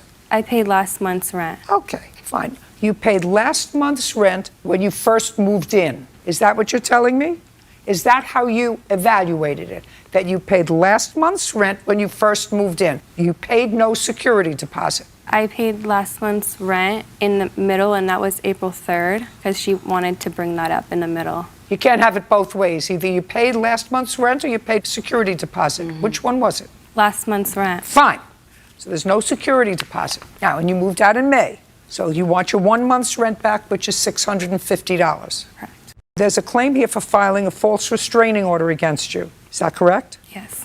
But you all went to mediation with regard to that. Am I also correct? Yes. And you resolved that case with a mediator. Is that also correct? Yes. So I'm not entertaining that unless they filed another restraining order against you. Did they? No. So that case is resolved. The next part of the case that I'm going to entertain is your property. Now, when you moved in, what property did you move in with? I moved in a queen-size bed. Okay. Also, Where is her bed? Moved everything out. She took it with her. She took it with her. everything How did she take it with her? She was moving out for 2 days. She had 2 days. She took That's 2 not days to correct, move all Your her Honor. stuff out. He helped her. I even helped her. I have a video of them forcing me out, Your Honor, if I could play it. Yeah, after her sister barged in her apartment. Absolutely. I would like to see And it. broke Thank you. everything and beat him up. Just a second. Listen to me. I don't see a counterclaim here. I'm going to look at the video. He says he helped her move. Just a second. Tell me on what date this video was taken. This was May 27th, and this was around 8:30 p.m. On what date do you claim you helped her move her stuff out? I'm not talking to you. I'm talking to him. On what date do you claim you move her things out? What date? I don't remember exactly. I want you to the remember dates. exactly. We're not talking about something that happened 20 years ago. On what date did you help her move her things out? It was a year ago. Last year. It was. Remember the day of the week, Marty. Remember the day of the week. Was Remember it what Tuesday? happened exactly. It was a Tuesday. Okay, let's see.